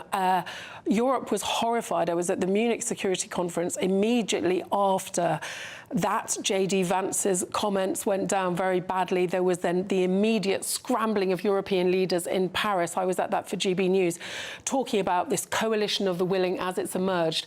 And I think what we have seen is a show of unity among Europe. Obviously, the meeting, Zelensky and Trump, went much, much better than the previous one, which, let's face it, was an unmitigated disaster. And also the promise that we've now had finally from Trump, after months and months of trying to get this, that actually America will be involved in security guarantees. We don't know in what form. I would think boots on the ground, American boots on the ground, I would say very unlikely. But Europe will be very relieved. But of course, it all hangs in the end on what Putin is prepared to accept. And at the moment, his demands are pretty hardcore. And he's already said, I do not want to see NATO boots on the ground in Ukraine. He's already said that, so... Yes, he has. So how do you get a reassurance force, as they're talking about it, made up of NATO countries, but that is not seen as a NATO force? It's potentially very difficult. Now, Trump is saying that Putin has agreed to this. Trump is talking about some sort of Article 5 style guarantee, whereas Ukraine will not be admitted to NATO, but if Ukraine was attacked, the NATO members, the European countries, would rally round, including America. We don't have any details on this at all. And also, I think the fact that even if Zelensky wanted to cede territory, the Constitution forbids it. And we've heard Putin saying that not only does he want the ground that Russia has already seized, but he also wants the whole of the Donbass, including really strategically critical cities and mineral-rich areas that Ukraine can ill afford to lose. And can you really imagine a world in which a country gives up not just land that another country has seized, but also critical land that that country hasn't seized? And also that has defended with so many lives lost. Exactly. This is the thing. Exactly. Catherine, thank you very much indeed. The time coming up to 9 minutes past 9. Let's go back to Benidorm. And Dougie Beattie there for us today, because, Dougie, we know the sort of news that we report, that everybody reports. It's so depressing for people. People want an escape. They want to do something different. They want to go to places like Benidorm, and you're no stranger to Benidorm. No, I am not. This is my second time here. Of course, the first time, Eamonn, was back in the Cheltenham Festival. It was great crack to be here for that, because it was cheaper to go to Benidorm than it was the Cheltenham Festival. So this morning we're on the beach. We were looking at all the healthy Europeans out running, etc. Not a Brit to be seen, but we've came into a cafe. €5 for a jumbo fry. And look at this. Look at this. We even have Milton Keynes' answer. Look at that. There's Harry. Harry with the family. Yeah, they've came out. And, of course, the Scots are here as well. And there was a jumbo fry here, Eamonn. Was a jumbo fry. I've eaten it. And, sir, why do you come to Benidorm? Value for money. It's a short flight. You don't need fancy hotels or expensive apartments. You only need somewhere to put your head down, get a wash, you're out with the guys, go and enjoy yourself. Entertainment is first class everywhere we've been, and you meet so many people here. You take memories home. And it's a very short flight as well, isn't it? From Glasgow, about 2.5 hours, and yeah, good. Although it was with Ryanair, we'll not comment on that. Now, the food here, you've just had a jumbo fry. Is it good? Great value for money. €5 for a full jumbo breakfast. You'd pay more than £10 in the UK for that. The rest of the food and all the quality of the food here is fantastic. We've never been disappointed, have we, guys? Not disappointed once, so no, great. And will you be back? Well, if these guys will allow me to come back next year, I think I will come back. Yeah. And remember, this is the first time I've been back here in 42 years. And how has it changed in 42 years?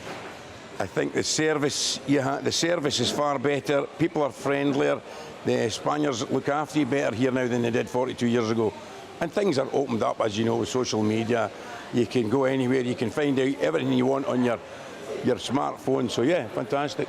Brilliant, brilliant, brilliant, Eamonn. So you can see, he also said, on your comment, he also said, if I put a silver hat on, I'd look like a milk bottle with the legs. So that's some comment to be coming out of former Brits, especially out of a fellow Celt. Just to prove he's not lying, camera, let's need to see the legs. He's mentioned the legs. We need to see the milk bottle shot. Oh my, it's so true, so true. Doogie, I hope you've got factor 50 on those, because those are otherwise going to go the same red as the bottom of the old microphone there. Oh, God, yeah, yeah. I mean, I was out in Ramsgate for GB News 4 weeks ago, and I was burnt to a crisp, absolutely burnt. Yeah. So I've learnt my lesson.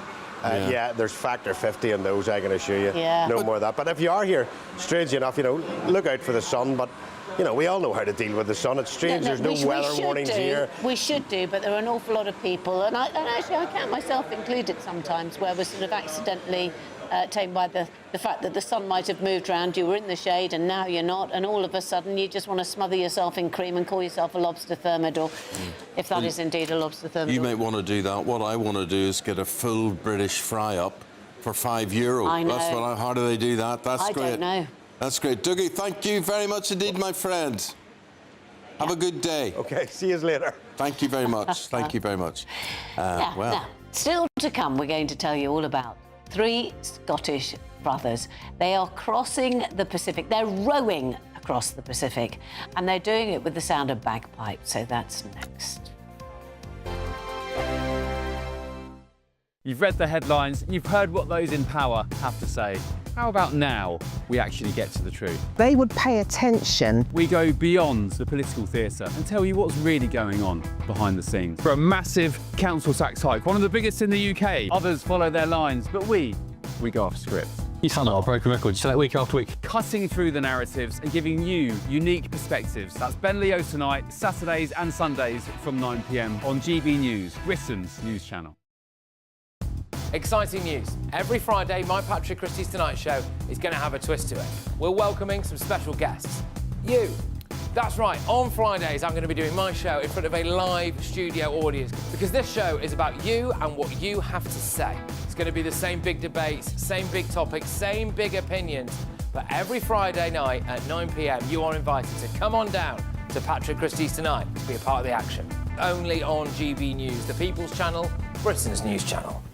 Hi, I'm Michelle Dewberry, and my show is your opportunity to cut through all the noise and dive in headfirst to some robust debates. Ideas clash. Situation, no, isn't it? No, Because the failure is... You're deliberately avoiding my point. Nothing's held back. And if you think this is the end of it, wait for more. And we do not shy away from the difficult stuff. Sometimes I want to shake people and say, if only you understood. So join me on Jubes & Co. weeknights at 6 p.m, only on GB News, Britain's news channel. Good Afternoon Britain isn't just about us. The wonderful thing about this programme is it's about everyone watching. It's an interactive programme. Well, there absolutely is something to see here, and we're going to be talking about it more. Whether it's breaking royal news, please bring us up to date, or indeed a particularly punchy speech in the House of Commons. Very, very curious. We bring it to you live, and then we bring you live reaction as well.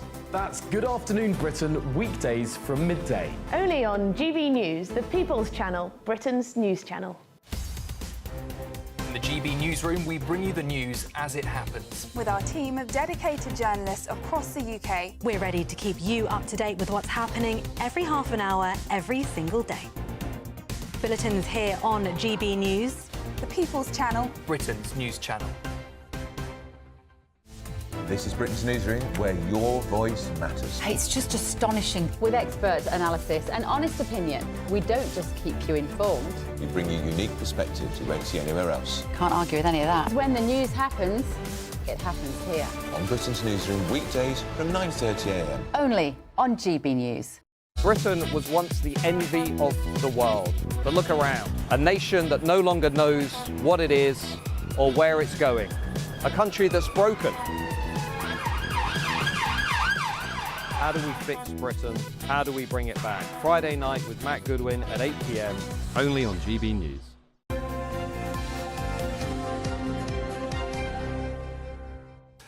Now, we want to pay tribute, and we've featured them in the programme today, to Lachlan, Ewan and Jamie McLean, 3 brothers. They're from Edinburgh. They are just amazing. What are they aiming? What are they aiming to do? Well, they are aiming to make history and become the first team to row across the Pacific Ocean without any support. I mean, you look at the Pacific Ocean. Essentially, there's no Earth. Yes, it's just the world. wall-to-wall sea. Yeah. It's essentially there's the world, half Vast. of it, and it's vast, and there's barely and it's anything. And I think empty. there's Fiji in the middle somewhere, but you know, and it's that's empty. it. It's full of sea and things within the sea. And the sea can be very, very horrible. rough and very unforgiving, and they're rowing. They haven't got an engine, they haven't got Rowing. sails, they're rowing. What they're aiming to do is to raise £1 million, right? And they're doing this. These are they've been inspired to get involved in clean water projects in Madagascar, right? And that means that people won't die of various diseases and things. Yeah. And they started in Peru, and they're now about 10 days from their destination, which is Australia. They were supposed to be Cairns. Sydney, but they've been blown off course, so they're in Cairns.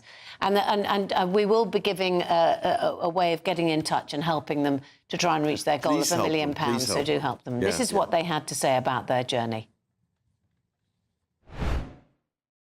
Good conditions at the moment. It's been a tough few weeks, to be honest. We've had setback after setback. We got hit by a couple of cyclones, and of course, you know, the occasional beast from the deep. There was a big marlin that followed us for a little while, which thankfully it didn't come too close for comfort. But you know, you're always a bit worried in these small ocean rowing boats, because marlins have a habit for. They think they go for the small fish that track under the boat and they pierce through the hull. Thankfully, that didn't happen to us. So we're grateful that the marlin went off for another day. Why are you doing this? Tell me about this Madagascar project and clean water. I suppose you've got to see that in action to motivate yourselves. Yeah, of course. So, I mean, as you said, we're trying to hit £1 million for clean water projects, and that will equate to about 40,000 people with Clean Water for Life. So since we're in the Atlantic, we've been to Madagascar several times now, and we're trying to, through this row, we're trying to give a whole municipality clean water. And yeah, I mean, it's really our appreciation for why clean water is so important has really been enriched over the last few years, going in, seeing communities with clean water, seeing communities without. It really kind of brings it to light. But that's really what's been getting us through this. Certainly in particular the last month, it's been really, really tough. And you've had a lot. Sorry, I was just going to say you've had so much support though, because anybody who follows you on Instagram knows that you've had Ewan McGregor chatting to you, you've had Ben Fogle, you've got Mark Wahlberg saying should be made into a film. I'm wondering which one of you three has decided you're going to be Mark Wahlberg. Anybody going? I think it'd probably be Ewan. I think it'd be Ewan. He's sort of brunette. So I don't know. Yeah, it's been. I mean, the wonders of modern technology have made these conversations with some amazing people, inspiring people. You know, childhood heroes possible for us, and it's been. You know, it's pretty surreal being out here in the first place.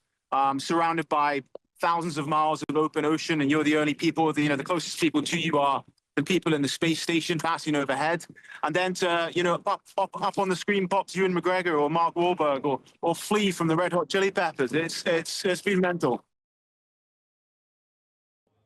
Oh, look at that. Beards and bagpipes. They should call it oh my goodness, that's what the film's going to be called. This is going to be called. It is, isn't it? It's going to be called Beards, Bagpipes and a Boat.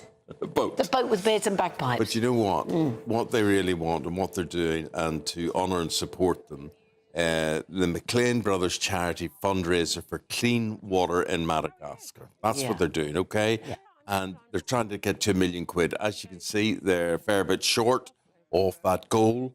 And what you do is there is a website address, which is www.givestar.io/GS/ record road to Australia. And I think one of the things they've done wrong is such a complicated link. Do you know what? I reckon if you put in about the McLean brothers and then you put how do I support, I reckon it would just pop do it up. for you. And just make sure that, you know, that it looks about right and you can go and check on there. So they're 60% so far. But anyway.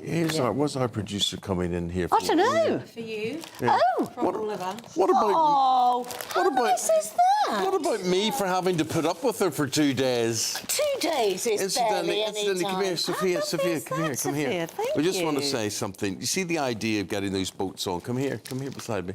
I can't get up. Just get your head down or frame up. There they are. That is Sophia. She is our producer today. And also you know her from news reading, and she researches, produces, makes programmes for it, does everything, comes up with ideas, and we just want to say thank you to you today. Yeah. And that is a beautiful bunch of flowers. Look at that. That is a beautiful bunch of flowers. And the whole thing looks lovely. I wish I was wearing pink again. It would have been particularly nice. And no, we didn't, by the way. We did not. Bye, Sophia. I said I was going to wear yellow, so Eamonn's wearing green. We do look a bit magic. Thank God I won't have to do this tomorrow. Ellie's back, or whatever. I won't have to coordinate with anybody. Leave that to Stephen Dixon. Britain's newsroom, Alex Armstrong this morning, and Miriam Cates, who are also, matching, yes. It's a trend, none of us seem to have communicated about this either, so it's just happened naturally. Look at that. Telepathy. There you go. Telepathy, exactly. Well, we've got lots coming up. Obviously, we're going to be looking at the latest on Ukraine. But we've also got quite a worrying story about Rachel Reeves, who's considering axing stamp duty. So far, so good. But replacing it with an annual property tax on houses worth more than £500,000, which, if you live in the north, that's a lot of money. Yeah. But around London and the south east, that's most properties. How will people be very, very find lucky to get anything for under £500,000. It's like 50% of London. I mean, you could a two-bedroom flat in London is £500,000 these days. So I mean, they're just going to stop people. I mean, look, I think this is a crazy policy, but I don't suspect they'll actually have to. But that's how desperate she is. Yeah. They signed this out 2 or 3 months before she's going to bring it in. They think, will we do this, will we not? But what has she done that people have said, well done, that's great for the economy? No, I don't think there is anything, Eamon. I honestly don't. I can think of something. Oh, go on. Just suddenly come to mind. The initiative to get big businesses to pay small businesses more quickly, which I think is a good thing. Whether it works or not, different matter, but I think a lot of small businesses are fed up with small big companies. That's right. Small fry. Not if you're a small business owner and you've got to wait, you're waiting 150 days for an invoice to be paid. True. But nevertheless, compared to the damage of tax rises and all the other things, perhaps not. Anyway, that's a bit of balance. No, I agree with you with that invoice thing. I mean, you couldn't walk to a shop, lift a loaf of bread and say, I'll pay you for that in 3 months' time. Yeah. You know, it's absolutely ridiculous. And all these massive businesses, with loads and loads of cash, deliberately paying small businesses late in order to maximise their own financial stability. And the little guys are sitting there waiting 150 days for a small invoice to be paid. It's not fair. So that is good that they've done that. Yeah. But they have... everything else is a disaster. Of course, everything else is a disaster. It happens in TV as well. Yeah. You know, any of us, you go and get a job for a lot of companies, whatever it is, you'll wait a long time to be paid. Yeah, that's a good point. I mean, we get paid in flowers. Yeah. I'm just so happy with my flowers. I've done 2 days with Miriam. My producer's coming with some nice flowers, or maybe a bottle of beer. There we go. I know. They smell lovely. OK, well, we've got lots to come. But first of all, we've got your weather with Aidan McGibbon.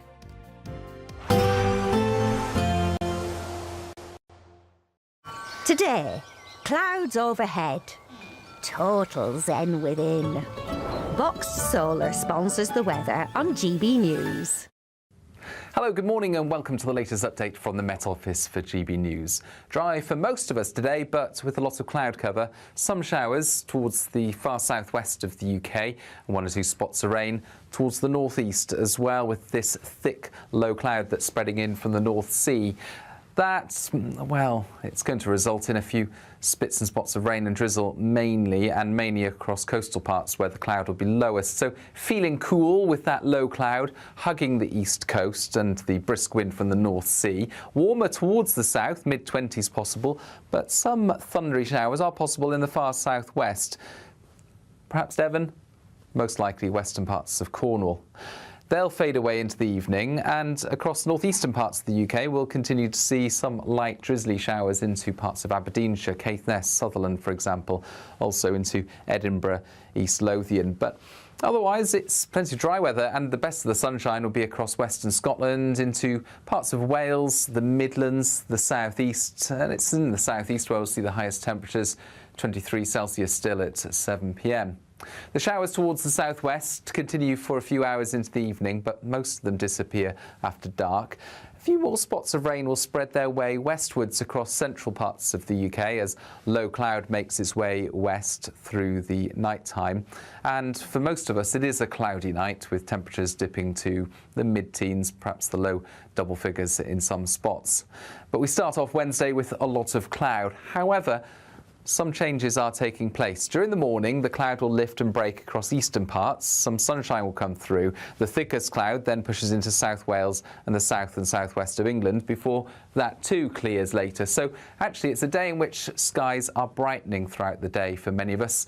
It's not going to feel that warm, though, because we've got this breeze from the North Sea, keeping temperatures at 19 to 20. Today, clouds overhead. Total zen within. Box Solar sponsors the weather on GB News.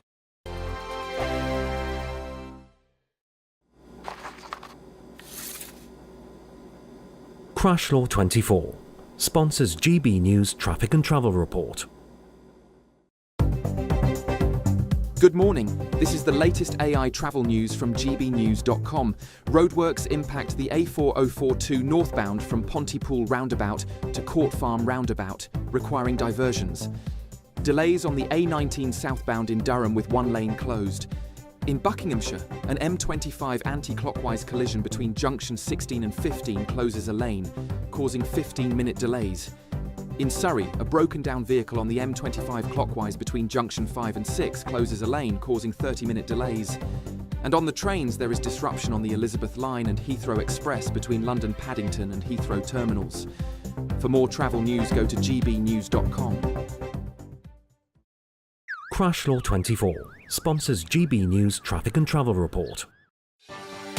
Martin Daubney, weekdays from 3 p.m. Rafe, I'm assuming the notion of dropping Winnie to replace him with a tranny fills you full of repulsion. Yes, I personally, as a Churchill historian, would love Churchill to be on the notes permanently. But yes, this is just part of this continuing war on our history that we often discuss on this channel. It's a long war, and it's just basically another attempt to gradually, or not so gradually actually, erase or rewrite our history. And the imagery on banknotes, on our passports, and the coins and stamps and all those sorts of things, they've traditionally always served to inspire pride in the nation. And those are really powerful symbols of our sovereignty and our identity. And it speaks a lot to, of course, to the changing fads and this desire we now see by our institutions, including the Bank of England, to create a new British identity, which is completely severed from the past. I wonder, Rafe, we've had this conversation before. I wonder if a lot of this now is starting to feel a bit deliberate. Like, they know that Winston Churchill is worshipped and adored as one of the greatest ever Brits. They know we cherish the Union flag. They know we cherish our national anthems. Is that specifically why you think they're targeted? That's precisely why it's been